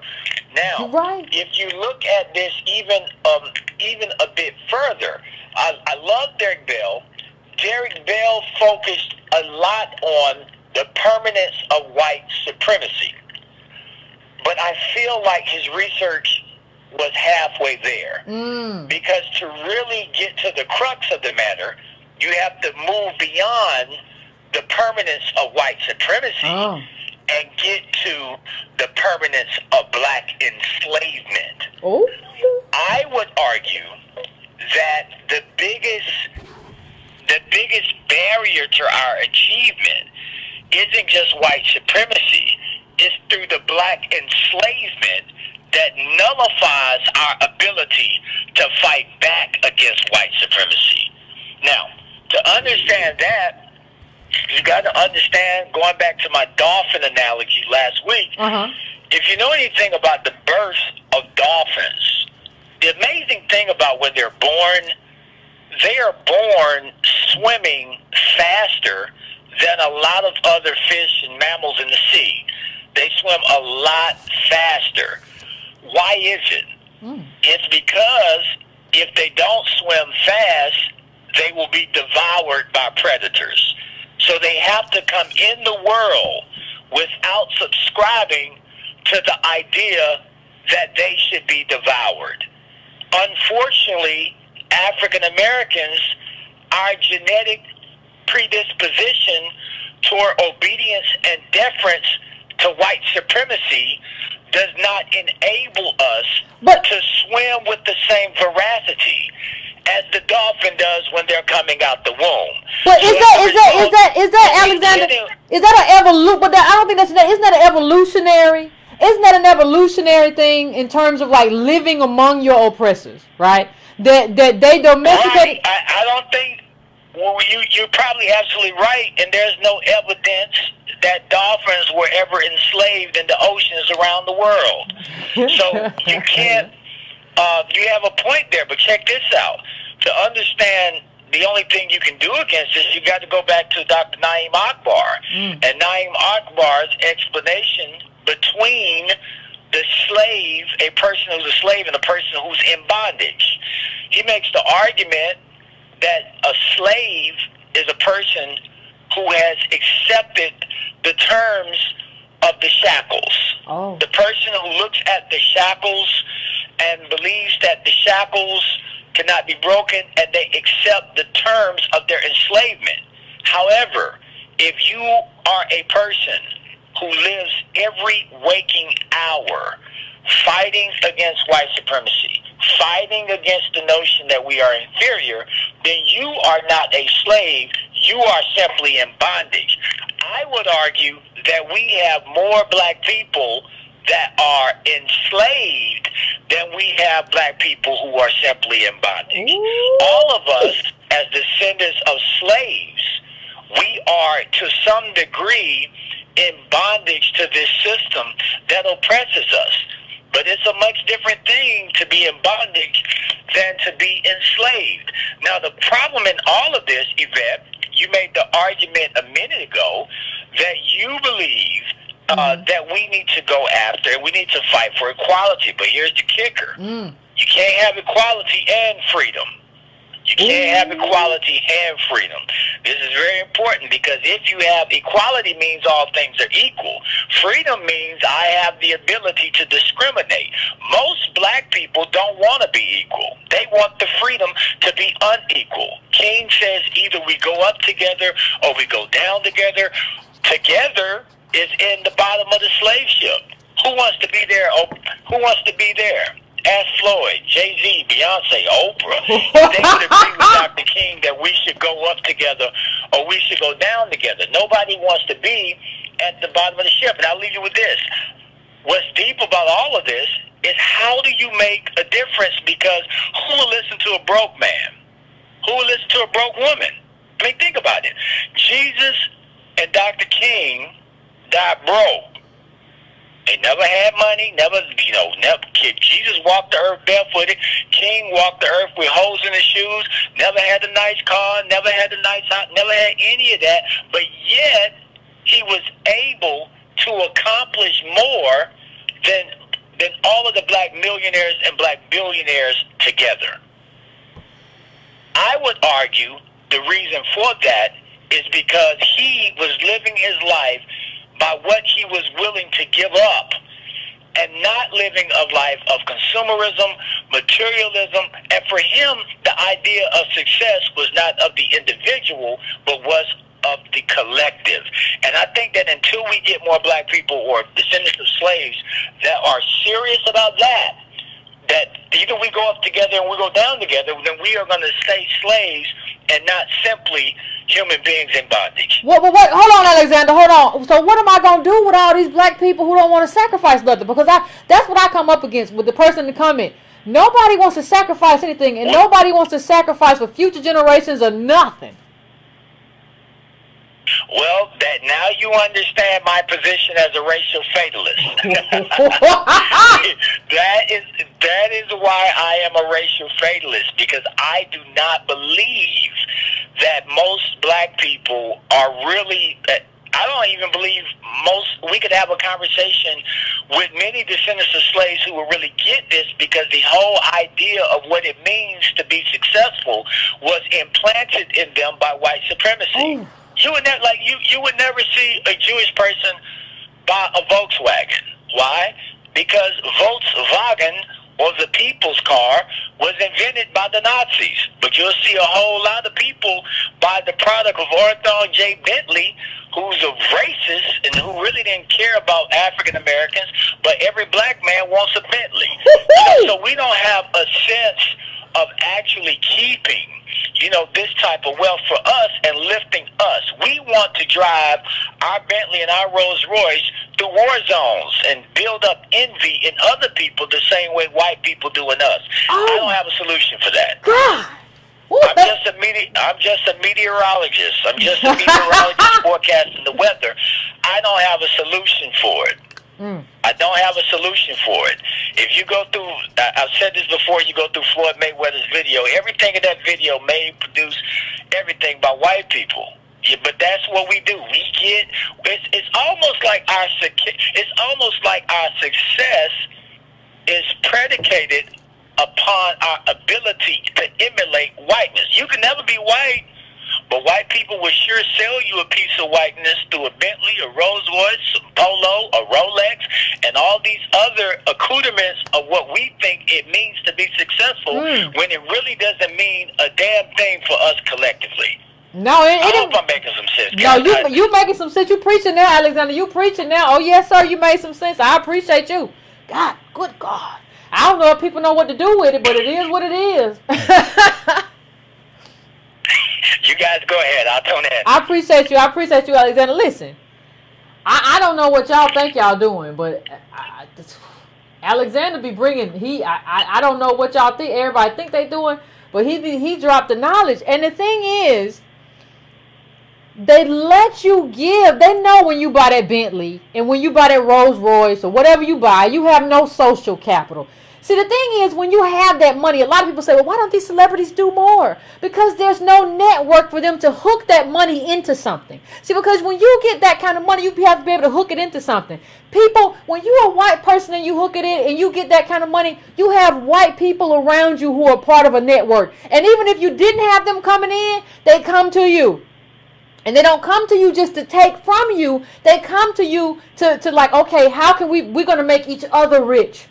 We're going to hook this thing in, and we're all going to have I'm gonna eat this part. You're going to eat this part. You're going to make me rich over here. I'm going to make you rich over there. But when it comes to us, this whole design is set up for other people to feed off of us. Right? So even if you get a Bentley, the only thing you're really doing is making the white man who sold you the Bentley rich, because you don't have any way to hook up to anything else to ensure that you continue to get that kind of money. So the only thing, when people say, well, oh my God, all these celebrities just bought a bunch of stuff. I understand why they buy stuff though. I'm not a fan of consumerism, because they can't do nothing else. You can't do nothing else to make your friends happy and buy somebody a house or buy yourself something, because you don't have. And what we should be complaining about is there is no web for me to hook into. Nobody's inviting me to the table of venture capital. And if they are, they're just trying to talk me into some garbage and I don't know. There's nobody in my ear who has been in this world forever trying to help me understand it. Right? This is where we are. And like Alexander said, nobody wants to be on the bottom of the ship. We can say we're going to be together. If you say we're going down together, we're going up together, and we don't go up and we go down, everybody jumping off the ship. I'm swimming back to shore. I'm getting back to where I was. I'm not really about this life. And the thing is, like, you don't have to be like, people just look at white people and say wealth and rich. Like, you can be a white person in rural Mississippi, right? And be more powerful than Oprah. And you got more than Oprah. And don't nobody even know. That's the anonymity of wealth. They don't even have to like deal with none of the stuff that we talk about. And so when he talks about Derek Bell doing those protests, there used to be a time that we understood that the protest that you did was specifically because we understood that your charge was to make things better for the next generation. Nobody wants to make a sacrifice now. Nobody wants to do politics. And I'm kind of in a position to where I feel like I need to let a lot of these people fail. I need to let a lot of these people do their snake oil stuff and try again until they finally say, well, Yvette, yep, you right. That stuff didn't work. I tried it for 10 years. And it didn't work. 5 years or whatever, and it didn't work. And then you come back and maybe you'll be ready to do politics. Because you failed most of your life. Even if you don't want to admit it to me, like you failed at a bunch of stuff. You just blamed yourself for it. But I'm really going to be on the grind this time. Okay. Before I forget and go to the next call, next Monday, which is like this coming up Monday, there won't be a show on Monday. There will be a show on Wednesday. So no show on Monday. Show on Wednesday. This is next week, not this week. This week, I'm here today and I'm here Wednesday. I'm talking about next week. In case I forget on Wednesday, I hope I won't. But next week, there's a show on Wednesday, but not a show on Monday. Okay? In case I forget. So I'm going to the next call. I am coming to 682. 682, what is your name and where you calling from? My name is Lemuel Dyke. What's going on? How you doing, Miss Yvette? Pretty good. How about you? I'm doing great. I've been watching the show for a while. Okay, thank you. I appreciate the way that you represent yourself and you represent your people. Appreciate it. So I'm coming to bring a bit of information to you, and hopefully we can connect at a later date to air out some of these answers. I represent the organization called Bad Blessing Divine. We're a grassroots organization. Okay. A 501c4, Congressly approved. What we are here to do is appropriate a stimulus and a reinvestment in the black community. The answer to what Mr. Alexander was speaking of previously before me, when he spoke of equal but free, the answer to that is bifurcation. Okay. Bifurcation is separate but equal. Okay? We as black people, as not African Americans, but as black people, we are under the laws of the Creator. What? And once we realize that, all the problems that we face today will start to cease. Hold on, caller, because I have to get to some more people. The call lines are full, but what do you mean, like, if we understand that we are all created by God, or we under the Creator, what does that mean? Like, I don't understand what people say, like, if you recognize that we are all created by God, then everything's going to cease. And you got 20 seconds, caller, and explain that to me, and then we're gonna roll on up out. First and foremost, God's picked us as special out of all people. Okay? So, secondly, we have laws that we need to follow that are approved in the American laws. And all we need to do is access them, which we have, and then we can move forward as a people. All right, caller, you have a good day. I appreciate you explaining that. Listen, I'm not trying to be disparaging or anything towards the last caller, but I honestly think, like, being in the position that we are in, and I'm trying to be empathetic and sympathetic, because I think being in a position of being at the permanent bottom for this country to feed off of, that it's kind of driven a lot of us to a bunch of solutions that don't work. So, like, realizing that you two are made by God, is not a solution for what we face. But so we put up these rules and be like, well, if these rules were here, we could just do our own thing. And I mean, Wesley Snipes tried to pay no taxes and do whatever you want to call this sovereign stuff, and he went to jail.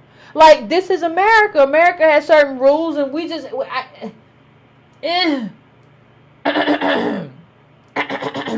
Anyway, I'm going to the next caller. Line's full. I'm going to 407. 407, I'm coming to you. What is your name and where you calling from? How you doing? This is Mike Griggs. What's going on, Mike? Calling from Baltimore. What's going on? How you feeling? I've been listening to you. I'm doing good. How you doing? I'm doing pretty good. I can't complain about nothing. That's good to hear. So listen, I've been listening to you for a while, and I really appreciate what you're doing.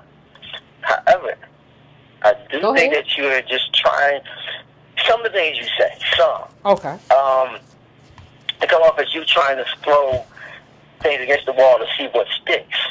I want you to be specific, though. I want you to be specific. When you say some of the things you say are like throwing poo against the wall, like I'm a chimpanzee to see what sticks, I want you to be very specific in what those things were, because that's a serious charge. So I'm not against you making it, but just be specific with me, okay?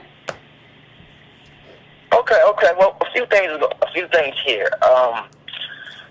Being race is at the core of European Americans' identity. It's the way they see us, the way they see the world.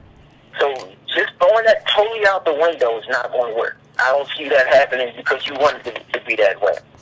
Not only that, but white people, the powerful white people, they're doubling down now. They got think tanks. They got dark money.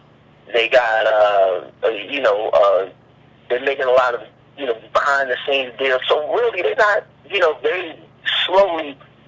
And you talk about this all the time. It slowly eroded a lot of the things that we've done in the past as black people. And just jumping into the politics, because I know you said something a few shows back about becoming a dog catcher and just getting into politics, just like that. I don't see, without a real strategy, I don't see that as a strategy. So, I mean... Well, what do you see? Say that again? What do you see? You say I don't see getting involved in local politics as a strategy. I'm asking, what do you see? Not the way you said. I said not without a strategy. But I didn't say. But when did I say? You're going up against. But when did I say we should do it without a strategy? Well, I mean, when people ask you what the solution is, you say, you said that you said a few times that people who ask that, you kind of have a problem with that. Well, yeah, because I have a problem. No, I have a problem with being made to do everything. Like, that's the problem I have. Like, I can't tell you what the solution is for, like, Utah in terms of how you gonna run for tax commissioner in Utah. I've never been in Utah. I don't know what the politics is in Utah. I can give you some basic skeletons in terms, skeleton plan in terms of how you reach out and how you door knock and all kinds of things. But I can't tell you specifically about your community. So it's not a problem of like a solution. It's a problem of I can't tell you everything that you need to do in terms of your specific local community if you're doing local politics. I don't see how that's a problem. Okay. Let me stop you for a second. Let me ask you a question. I see your point there. So now you got this race thing. Now you're saying race is not a thing. And we're living in a time, and it seems to be increasingly an issue of people saying, yes, race is a thing. You got people on the right or the alt-right saying, race is a thing. It's probably part of the reason why a certain group of people are not successful, because of their race. They don't have the capacity to be successful. And they're making that more part of the mainstream thought. That's one thing. You can't, in other words, this is a core part of their belief system. And they are powerful, and they are growing in number, and they have money behind. And we are not organized, and we're not powerful, we don't have money behind us. Can I ask you one question? Can I ask you one question? Just looking at that right there, what would you say about that? Look, I'm gonna ask you a question. I'm gonna ask you a question. You're a dog catcher. I can challenge you. Okay. You said a minute ago the way they see us, right? In terms of these powerful white people you talk about, and I agree that white people are powerful, white capital, all that stuff. But like, if you're standing beside a white person inside of what's the grocery store where you live? What's the main grocery store? It's Kroger where I am. What's the grocery store where you live? I've lived a lot of places. Let's go. Right now, where you live right now, where's the grocery store? Publix. Okay, if you're in a Publix and you're standing beside a group of white people, and you see a kitty cat, a little kitty cat, a house cat come down the street, and all the white people around you say, "Oh my God, it's a lion." Are you going to agree with them that that's a lion just because that's the way they see it? Or are you going to say for yourself, that's a kitty cat? I have a problem. See, I have a problem. I have a problem. See, I have a problem with us adopting the mindset of the racists who use this kind of hierarchy of race to kind of oppress us. So go ahead. I'm sorry. Go on. I agree with what you're saying there, but it's looking at it like this. Let's say it's illegal to have a left leg, and I had the power to not only enact laws making it illegal to have a left leg, but also cut off people's left legs. Then that changes everything. You see what I'm saying? In other words, they got the power to do these things. But it's not the same. But it's not. But it's asking you. This is what I'm asking you. But it's not analogous. It's not analogous. You asked me about how white people see things. I'm sorry, say that again? I said, but it's not analogous. The left leg is not analogous because what you asked me is like, if white people see it this way, then we have to see it this way. My thing is the thing that you don't want to do. No, that's not it. If they had the power to make it this way, it's not matter if they see it this way. If they had the power to make it this way. Yeah. So my point in saying is, how do you? In other words, you haven't answered my question. How do you counteract $1 billion think tanks? But let me start to answer. But hold on, let me start to answer your question. The first thing you have to do is agree that it's not that way. If you want to counteract these people, the first thing you have to do is say, I agree, Yvette, that is a kitty cat and not a lion. Now, once we agree on what it is, then we can move forward. But you first have to agree with me that is not a lion, that is a domesticated kitty cat walking down the street, and there's something wrong with the way white people are seeing that kitty cat. Once we collectively understand that, we can move. I actually agree that they are racially inferior. I think very few. I mean, very few people are kind of messed up in the head. But most of us know that these things are not right. The problem is the white people who are powerful, whoever they might be, they have the resources and ability to push these ideas. Not only that, they have money to influence politics. Of course. Let me ask you a question. You asked me about my strategy. Do you have kids? I have none. You don't have any kids. Do you plan to have any kids? I don't know. Okay. If you had a kid, would you have a strategy for like how they're going to be professional? Or have you kind of adopted this kind of defeatist mentality that there's nothing we can do? You want me to be brutally honest with you? Yeah. To a certain degree, I'll do my best to help that child, but to a certain degree, they're on their own in this world. It's a cold world. It's a cold. And like I said, a lot of things I hear you say. Yeah, don't have a kid. Again, don't have one. I mean, again, a lot of things I hear you say, like I said, race is a key part of their identity, and they put money behind that identity, that belief system. They put power behind it. We know that, though. That's not the question, though. The question is, what are we going to do? That's not the question. We know they put money behind it. We know what they did. We know what they continue to do. The question is, what are we going to do as a collective, and how do we move forward, and what will be our ideology as we move forward? I know what, we all know what they did. It's an idea. There's 45 million black people, right? Why do all black people have to be on the same page?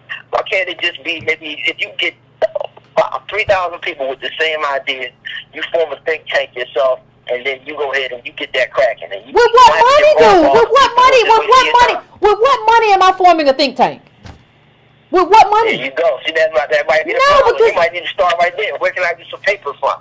No, yes, because because my people don't have no money. It's not like my people don't my people don't have the money. And what I need to do, and what I try to do every week on this show, is get more black people behind me, because that's what you need.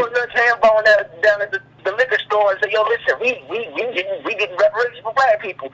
They put that liquor bottle. It's not really, going to do much good either. People like that are just going to be in the way. And I'm not saying all of our people like that, but most of us who work 9 to 5, we're just trying to make it in the world. We don't have the resources either. And I think you talked about that. So just coming together for the sake of complaining about how bad our lives is. It's not about, listen, understand something. We're talking about the plight of black life. We're talking about the data, what this means.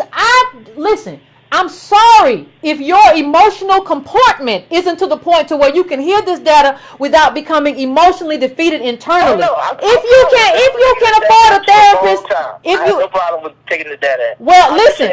Well, you sound like it. You sound like it. You sound like it. We're just talking about how bad off we is. Black people don't understand how bad off. Black people don't understand how bad off we are. That's why we gotta talk about the data. That's part of this whole project. How do people not understand that? How bad we are all day, but that's how we gonna get into the end zone. What's the next step? You know what I mean? You know what you hold on. You know what you asking me? You know what you asking me, Yvette? How do we fix 400 years of radio, 400 years of racism? Yvette, no, wait a minute. Let me finish. I'll let you go.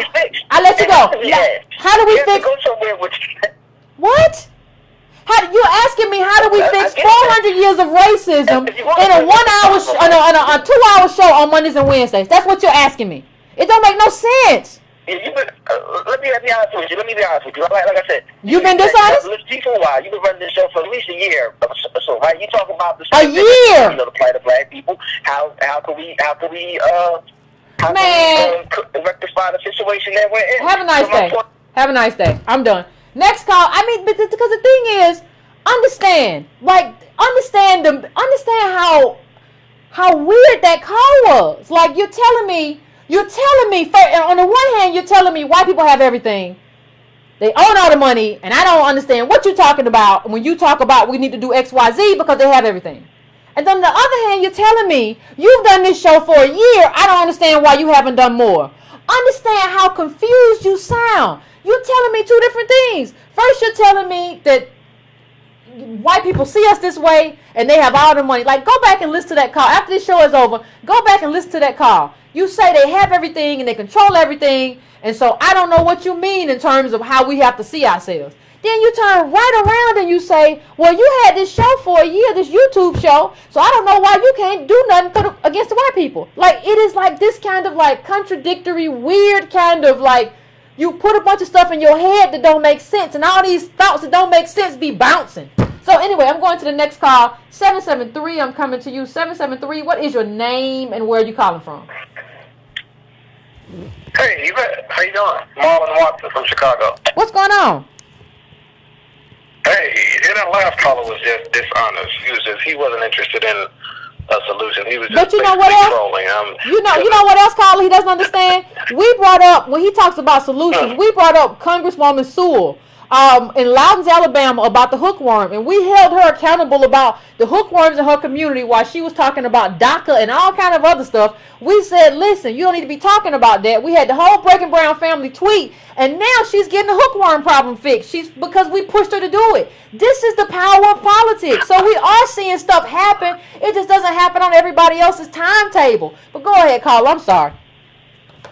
I mean, since I've been listening to you, I've never been political. I've never been involved in anything political at all, with the exceptions of voting for Obama. But since I've been listening to you guys, you, Tone, and Army, I'm at my local committeeman's office every Saturday. I'm talking with aldermen about doing educational seminars that display the data of black people and things like that. So with people that are actually interested in a solution, when they hear information like this, they just get activated. Yeah, that's the proof that they're interested in a solution. But if they're asking what's the solution, that's a farce. That's just they're not being. He's not being honest. But anyway, yes, I forgot what I was going to ask you. You have to write these things down. No, okay, here it is. So listen to what you've been saying, and you guys have been saying, and I'm soaking it all in, and I tend to agree largely that we need to, do something about the race thing, because as you said, the failure has been kind of linked or coupled to blackness. Mm-hmm. So we need to get rid of blackness or become white, or whatever the case may be.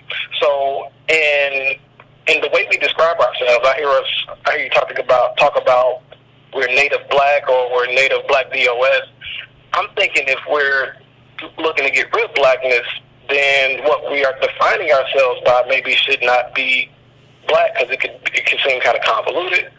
So I'm thinking, and I understand the problem with African American, but I think Native African American is a bit more appropriate because it defines two regions that we descend from, and Native And native kind of sets us apart from someone else who could be called African American, like a first or second generation. Well, the problem with me in terms of African, though, I not only do I not see that we have a connection with an entire continent, I just don't see that. But the second thing that I feel is that, like, other people can, like, claim that. They can claim African, right? Like, the reason I say native black is because even though I want blackness to go away, it can't go away until you, like, America, when I say you, I mean America has dealt with the consequence of what they made blackness mean in our life. And see, if I wanted to be native black DOS, so that if you are from somewhere else, another African nation, you still can't claim DOS. This is a space not for you. So when we get affirmative action, I wanted to say DOS. That's for descendants of slaves. I don't want it to say African, because then somebody can say, hey, I'm African. Well, yeah, but it ain't. Nah. So I need to find a way to clear that up. Because I'm sure you're great people. Thumbs up. But no, this ain't for you. Yeah, I totally get that. That's why I said native African American, because maybe you could designate, kind of. I mean, we can say descendants of African slaves. We can say descendants of African slaves, but you have to descend from, like me. Yeah, I definitely understand what you're saying. It's just my opinion. Just trying to work through the Just my opinion. Just trying to work through what you're saying and kind of make it make sense. So yeah. But one last thing is I'm one of the moderators, but one of the moderators, I've been saying this in the comments for weeks. They going ham. They deleting Tone Talk comments and everybody. Who is the moderator? Who? What's the name of the moderator? I have no idea. You don't know the name of the moderator that went ham. I'm watching the moderator. I don't know who it is, but they delete Tone Talk. They delete. But it says who the moderator. But it says when the person deletes something, it says who the moderator is, though. It says, like, so and so deleted this comment. You didn't see the name? Yeah, no. Sometimes it does, and sometimes it doesn't. But anyway, I just wanted to bring. Well, if anybody know the name of the moderator who was going ham, email me at editor@breakingbrown.com and I'll take care of it. All right. Okay, I'm gonna listen off the line. All right. Thank you, Carla. I appreciate it. Yep. All right, 419, I'm coming to you. 419, what's your name and where you calling from? Good evening, Yvette. This is Darvell calling from Detroit, Michigan. How are you? What's going on, Darvell? I'm pretty good. Good. I'm not too bad either. So, hey, thank you for talking tonight on race being used as a primary tool to facilitate and unfortunately justify the oppression we have and are still undergoing. Okay. So I have this question for you. Sure.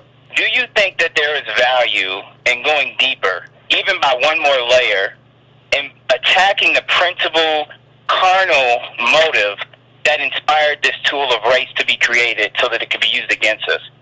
But hopefully so that we can use that deeper layer of understanding to prevent a reincarnation of this concept of race into something else once we, kind of dismantle that. What you mean? Do we need to go down to that level, or are we okay? But what you mean? What is this? Attacking race. Well, what you think this next level is gonna? What do you think this next level is? Hello. What do you think the next level is? Hear that? I'm here. Sorry, what were you saying? I said, what do you mean this next level? What do you think that is? Well, see, that's what that's kind of the question, right? That I want to ask too is that layer underneath where they started from originally, where, before they knew about the, let's say before they started the slave trade, where did this concept of race come from, and why did they think to create it, and then where was that born from, right? Because like money. Like, I think it was just born off money. Like, I think people needed free labor. Like, I think, and you had to have somewhere to put the failure. Like, in capitalism, people fail. You have to have somewhere to put this failure. You need free labor for all this cotton and all this stuff that has to happen for America to grow fast. I don't think it was necessarily more complicated than that. Then I think they had to think of reasons to, like, we got to make up reasons for why these people are inferior. They need to be enslaved. I don't really think it was that much more complicated than that. Oh, really? Okay. Well, that's. I only ask that just to make sure that if we go in on this, that we don't find something else popping up later that's born from the same spirit. That's the only reason I asked that. But you've answered my question. Thank you. No problem. Thank you, Carla. I appreciate you.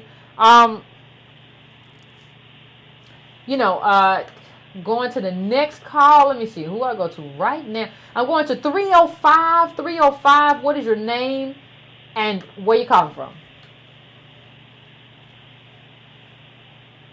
You there, 305? Hold on, 305 fell off. Okay, I'm going to 757. What's your name and where you calling from? Oh, 757 Hello, 218. Yvette. What's going on? How you doing, Yvette? Pretty good. 757, that's me, Otis again. Yes, it's another 757 in there too. Okay. I'm in the state where race was first introduced into the colonies of Virginia. Okay. Shortly after Bacon's Rebellion. I posted Okay. a lot of that stuff about a year ago, but I want to kind of redirect something here real quick. I hear you arguing with these people, and I've watched you for about 2 years doing it. And I'm going to go back to basically what I said the first time I called in. One of the biggest problems with us as a race is we don't understand the difference between assimilation and integration. What I mean by that, and I've tried to find a phrase to make it easy for people, assimilation can be described as the process whereby outsiders, immigrants, or subordinate groups become indistinguishable within the dominant host society, eventually conforming to existing cultural norms of that society. Okay. In contrast, integration involves adding to the existing culture, which in turn transforms and enhances that society. One of the things associated with it, and Martin Luther King understood it, I can go over some of his speeches if we ever get a chance to talk. We as a people don't have enough pride. I think I told you one time one of the biggest problems is we're ashamed of where we come from. That causes us to want to assimilate into a society that we actually can't do it. Because part of being able to assimilate is just what I said. You have to be indistinguishable from the dominant host. All of the other white people can do that. And I've had this conversation since I was in high school. I had to go to superintendent's office behind this. And also had it with my company commander in the Air Force in the mid-70s. Because he kept telling me, as a black man, I need to integrate myself into the system. I said, I am integrated into it. That means I still can be me. I can wear an afro. I can high five and dap people. But that doesn't mean I don't have any military bearing. I had to literally take a Pumpkin Wagner's dictionary and put it on his desk and show him. I cannot assimilate because I cannot disappear into your society. I know my role here.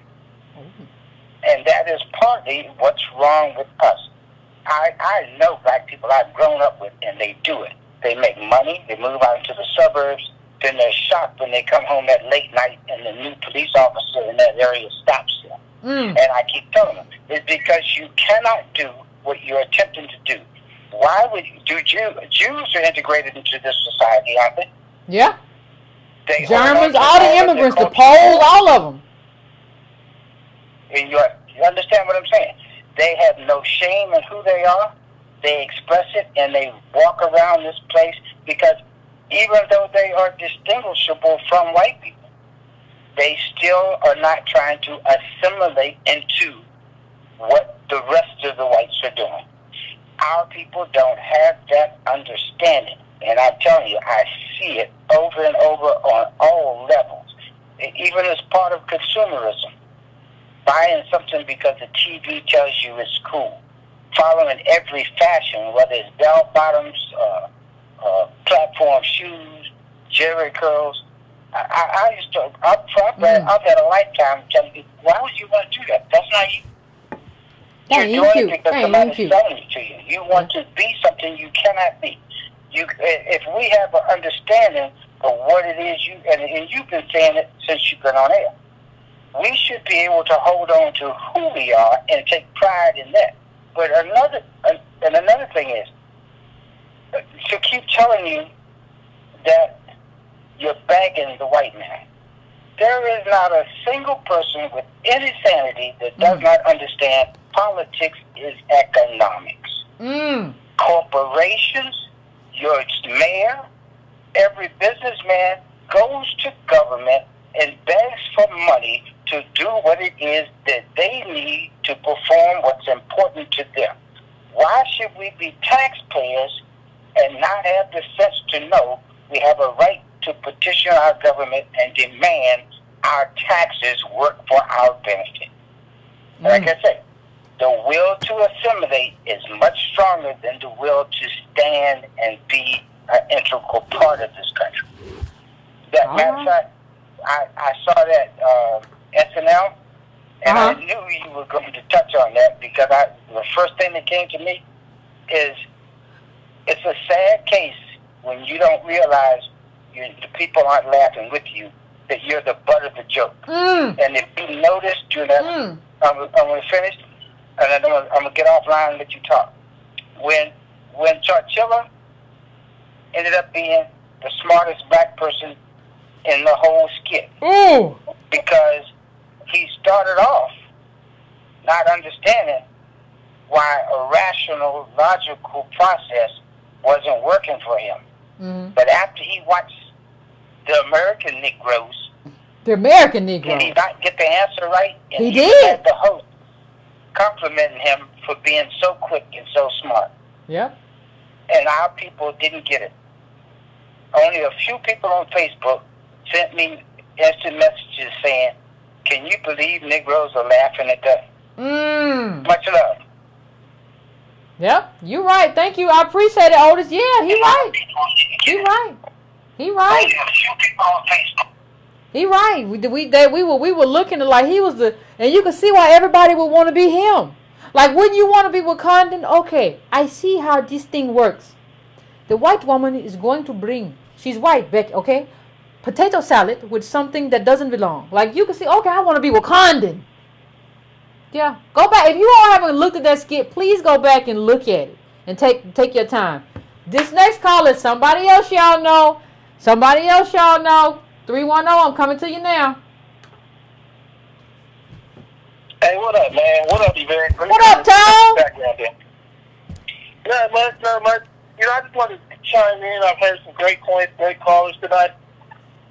Some better than others. How you feeling tonight, Yvette? I'm pretty good.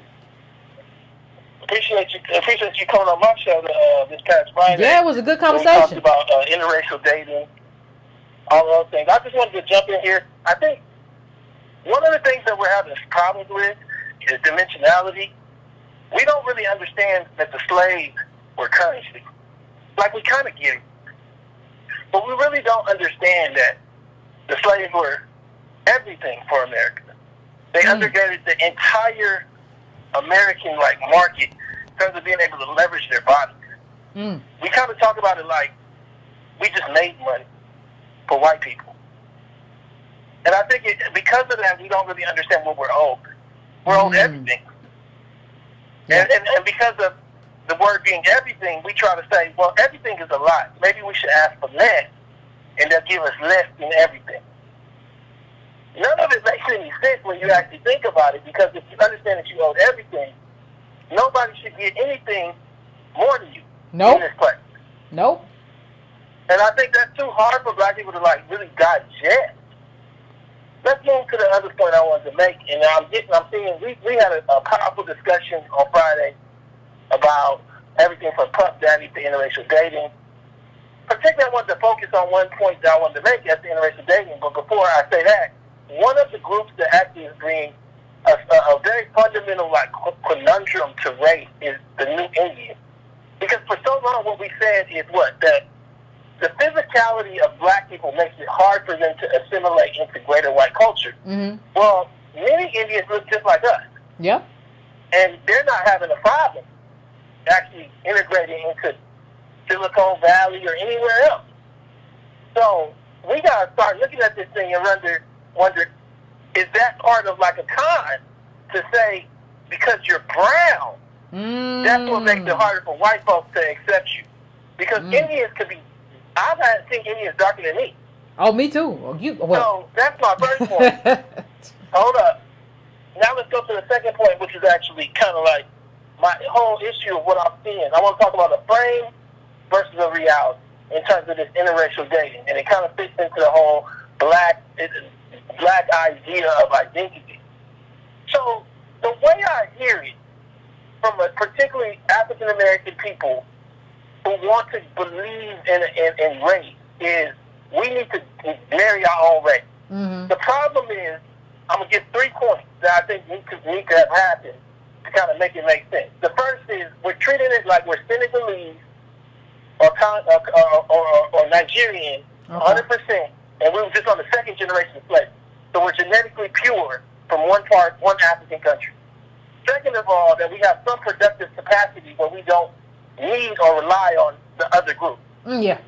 Right? And third, that we live under the principles of something like the Nation of Islam, where we really don't mess with the other group.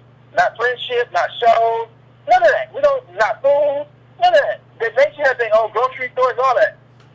None of that is true, though. What I actually see is you'll get a very conflicted person, very similar to the young man that called you earlier, just bumping ideas up. Yeah. So they'll love Scandal, the show. I mean, love it. Like, watch every episode. About a concubine black lady having sex with a married white man.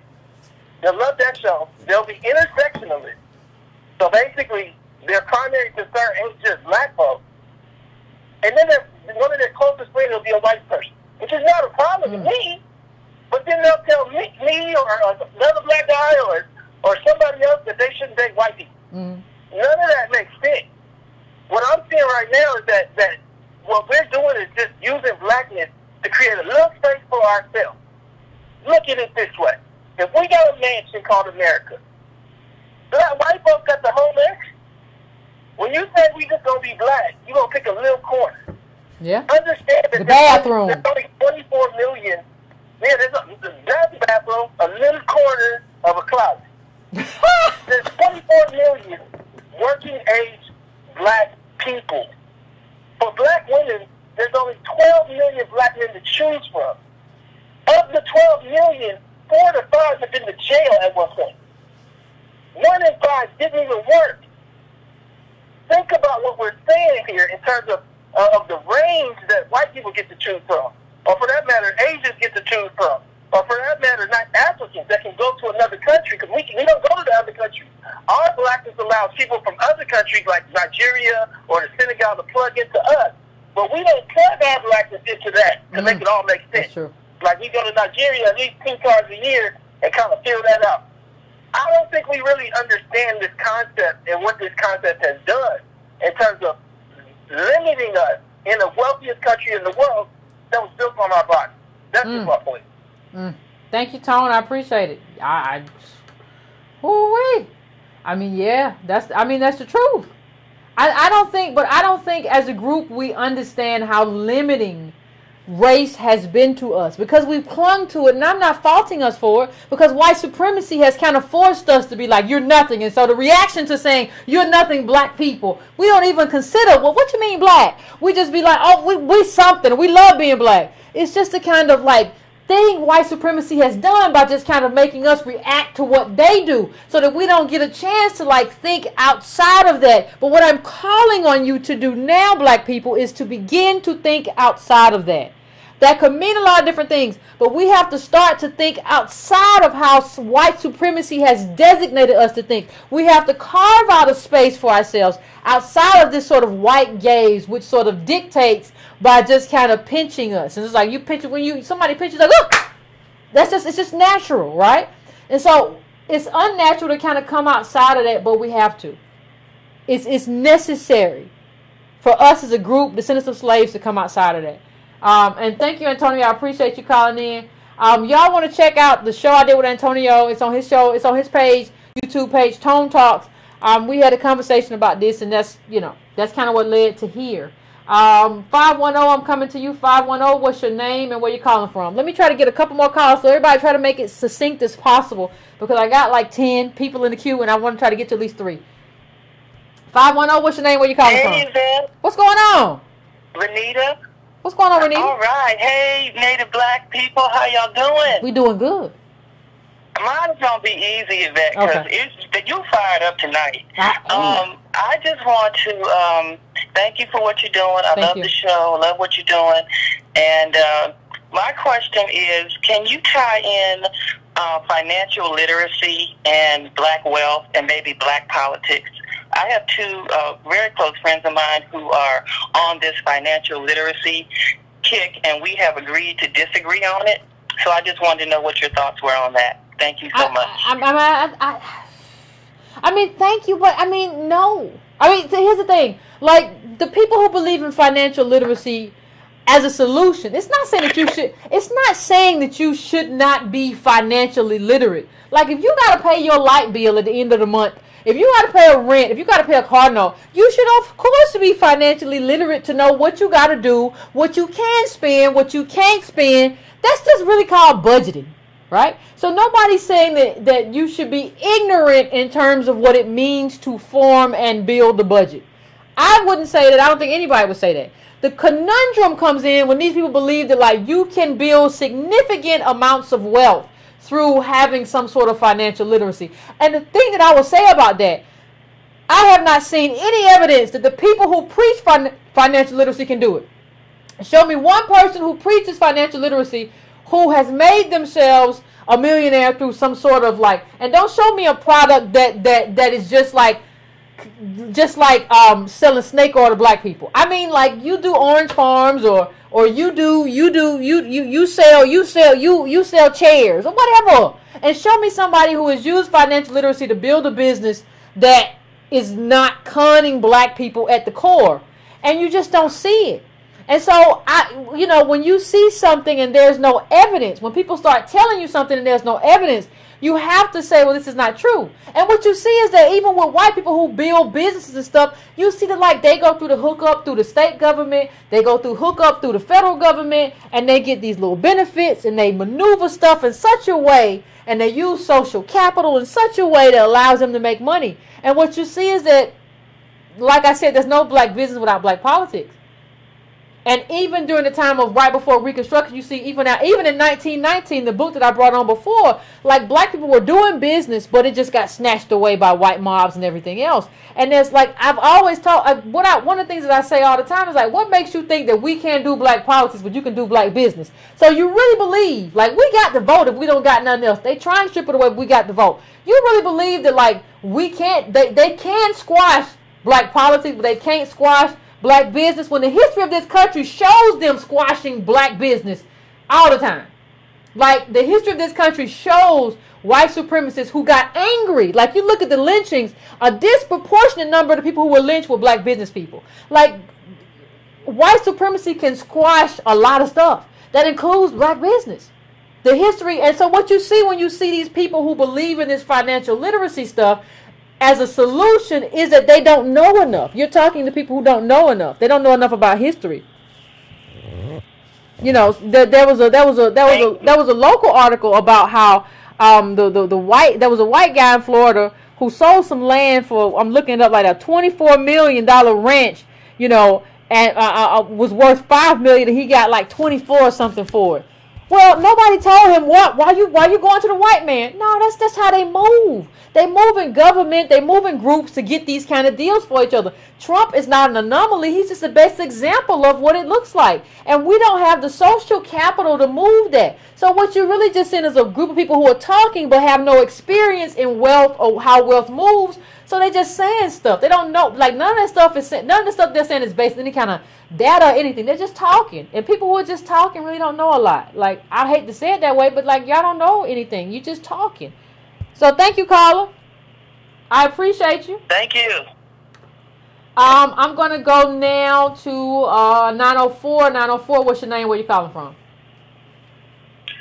Hey, Yvette, how you doing? This is I'm your all black right. constitutionally man, Willie. What's going on? How you been? I've been all right, just working, driving across this country. I hear you. I'm a truck driver, so it's one of the things I actually wanted to talk about. Okay. Okay, so, like I said, I'm a truck driver, and I was driving in Texas about a week or two ago. When I was driving in Texas, I came across a cotton field. They had just... Hold on. Did I meet you? No, I never got to meet you I have met so many truck drivers. Like, but go ahead. I'm sorry, Carlos. Yeah. I have met so many black truck drivers. It's okay. Anyway, I was driving across Texas. I came across a cotton field, and pulled over and picked a piece of it up, and I looked up, and on the cotton field they had oil rigs. Now understand that as you drive by further, you will see big old ranch houses with acres and acres and acres of land. And ain't no black people owning that. No. And I got to looking, and it came to me that land equals industry, equals access to wealth and capital, social and economic. And I was thinking, like, we don't have none of that, and it's exactly what you said. They shut us out. They stole it and they shut us out. And I want black people to do this when you drive anywhere. You have to have observation of the industries as it relates to the community, and how it's tied to the government. A lot of towns that I drive by are corporate towns. They were founded upon a corporation coming in, setting up a community, and then these people have their own towns. I look up the demographics, and the demographics are 99, 100% white. A lot of towns. All right. It's just one of the things that I saw, and I think I wish I could get a van and take you and Tone across the country. Me too. Yeah, because I go in and out of the towns. They got little townships, villages, Pennsylvania, Ohio, Indiana, they everywhere. And that's one of the things that in our fight for reparations, I think we need to think about right there. You know, to a point that's how we'll secure ourselves, that we're part of the American process. And, you know, that will bring our value to this country. That, look, you shut us out, you closed us out, you need to give us this back in order for us to be able to sustain ourselves and pull ourselves up by the bootstraps. You don't even have to say that much, Carla, in order for us to be American. Like, we built this country, and you put us at an economic position that we're not even able to be American.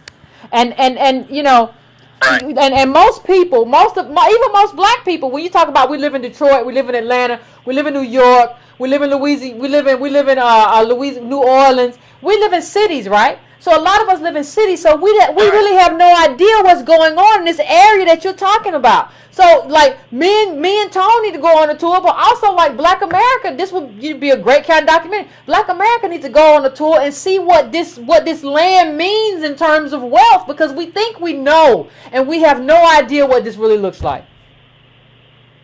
No, they don't. My second little point, I had a disparage with you guys, you and Tone, about interracial dating. And I think it's because of the whole cultural thing that comes about it. And I wrote a couple of bullet points. I said it causes distress and distrust because of the history and the present day situation and interactions. I said we don't understand the culture of the people that we try to couple with and how we are viewed. We split the lineage with a defined culture versus ours, who is, fractured. These people aren't advocating or protecting us. Any gains we get will be compromised, will be shared with them. And they would here's the thing, like, what gains though? We don't have no gains. And see, the thing is, people always think like that white people don't like black skin. That's not what it is. White people don't like black poverty. And they know that, they know if they get together with somebody black, that what their life is gonna mean, because they understand. Like, the thing is, and that's what's really awful about the majority, the mainstream people that you talk about, is you act like you don't understand, and you say in these surveys, yeah, black people need to try harder. But if you just thought it was us, you would be marrying a bunch of black people. You know that you know what comes with us. You know how society oppresses us. That's why you don't want to be around it. It ain't got nothing to do with black bodies, because white women love black men bodies during slavery and all kinds of other periods. It ain't about no black body. You just don't want to deal with what the baggage and the poverty that comes with being partnering with an oppressed group. But go ahead, Carl. I'm sorry. I'm gonna let you finish up. But as a father, I don't want them people directly. Like, when I go to my friend, I don't want to see them. Like, I have a grievance against them. I've had guns pulled on me 4 times by the cops. I've had racism when I was in the military. I don't have a fondness of Caucasians. And ain't nothing wrong with that. Hispanics treat us a certain way too. And ain't nothing wrong with that. Like, Carla, I'm not telling you that there's something wrong with how you feel. Given our history in this country, ain't nothing wrong with that. I'm just saying that, like, I'm just saying, like, it's wrong to say that that's interracial. It really ain't interracial, considering, like, you know, how most black people are mixed. I'm just saying, like, interracial based on what when there's not a race? I'm not saying now based on their behavior. Based on their behavior. Like, that's not something you should push back from and be like, no, I ain't doing that because I know how y'all be. I'm just saying it's not interracial. I'm not trying to encourage nobody to do it. I'm just telling you that, like, it's not about race. It's just about, like, these are people who don't do good stuff or whatever. You know what I mean? Like, you know, that's a different thing. Right. But I got one more point, and I'm going to get off and let somebody else go. As far as the financial literacy thing and the boys watching thing, I was watching the Ty Lopez. Do you know they have the same, like, type of thing that they do? They walk around with the camera and show what they got and show where they at. And I've noticed a lot of people doing that. Yeah, but except for Ty Lopez is actually showing data and teaching classes. I saw one of his videos the other day. And then Boyce never does that. He just says, I was just thinking and blah, blah, blah, blah, blah, blah, blah. I want to point that out.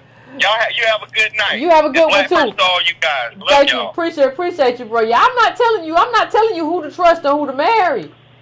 You know, I have my own trust issues. I would never do that. I would never tell you to do that, and that's not something that I've done. But I'm just telling you, like, it's not interracial. Like, this is a behavior.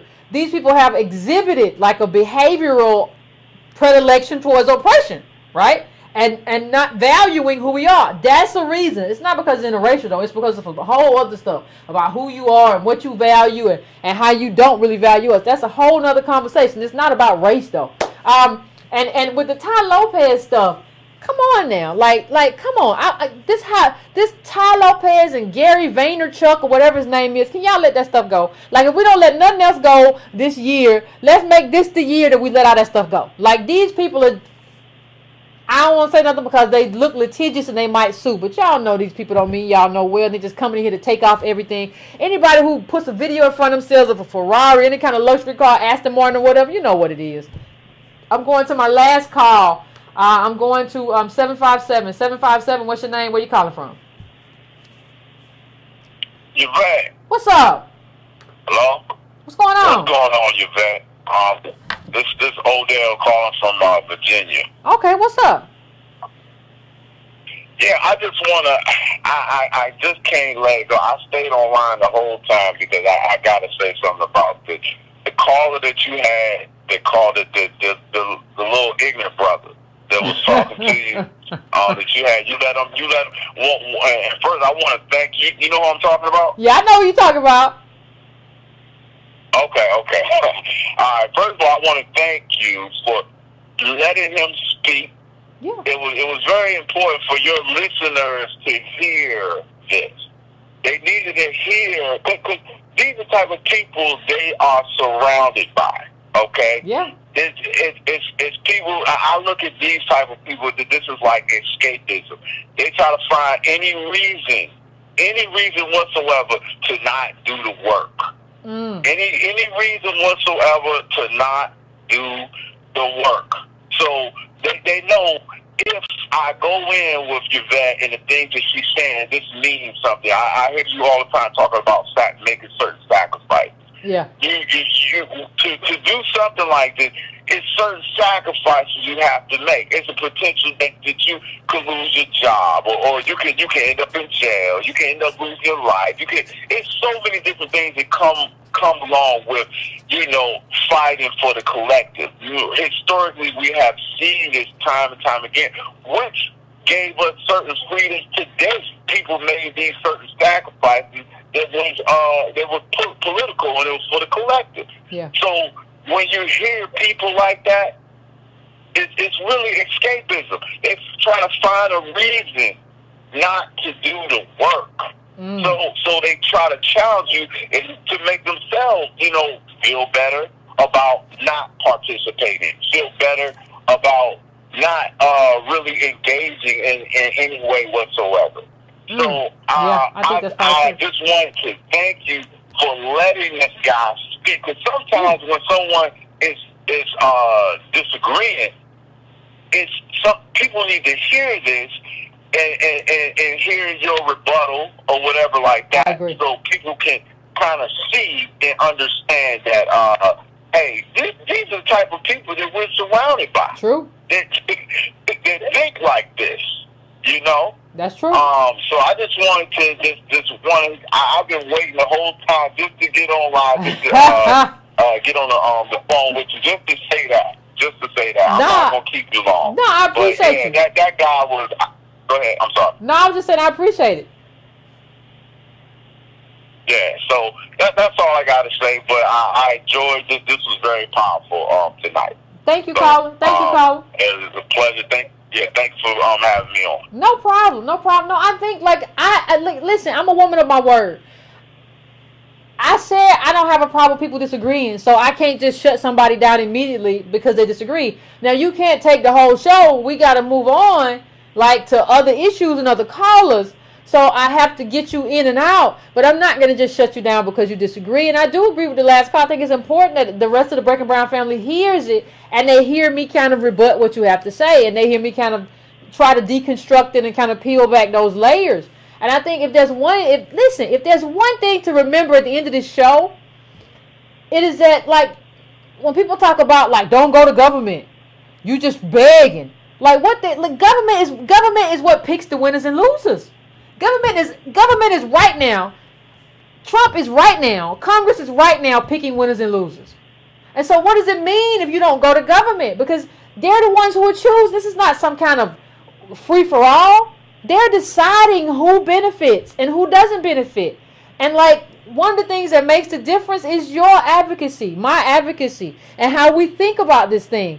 And the worst thing, I honestly think, whoever came up with this idea of don't go to the white man because the white man is your daddy and you don't be begging white daddy is a white supremacist. There's no doubt in my mind that this kind of idea that we cannot advocate in a government sphere because the government is the white man derived from some type of modern day Quintel-Pro operation. There's no doubt in my mind because that is something that makes us apolitical. And if you are apolitical, you don't get involved in government and your community doesn't benefit while everybody else eats the pie that your ancestors, built up and baked and everything. There's no doubt in my mind. So understand that when you hear people say don't go to government, don't go to your white daddy or whatever, understand that you're working with somebody who, whether they did it intentionally or not, they are an enemy of our cause and what we believe in. So I want to thank everybody for calling in.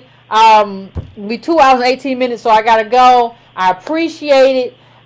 Please, if you want to donate, go to donatebrown.com. Please subscribe. You can go to patreon.com/ycarnell. You can also, please hit that bell because somebody told me they're not getting the updates or whatever. So please hit the bell as well. And we'll be back here Wednesday night doing what we do. Talking about black politics, how to get black people involved in black politics, how to get black people to believe in black politics.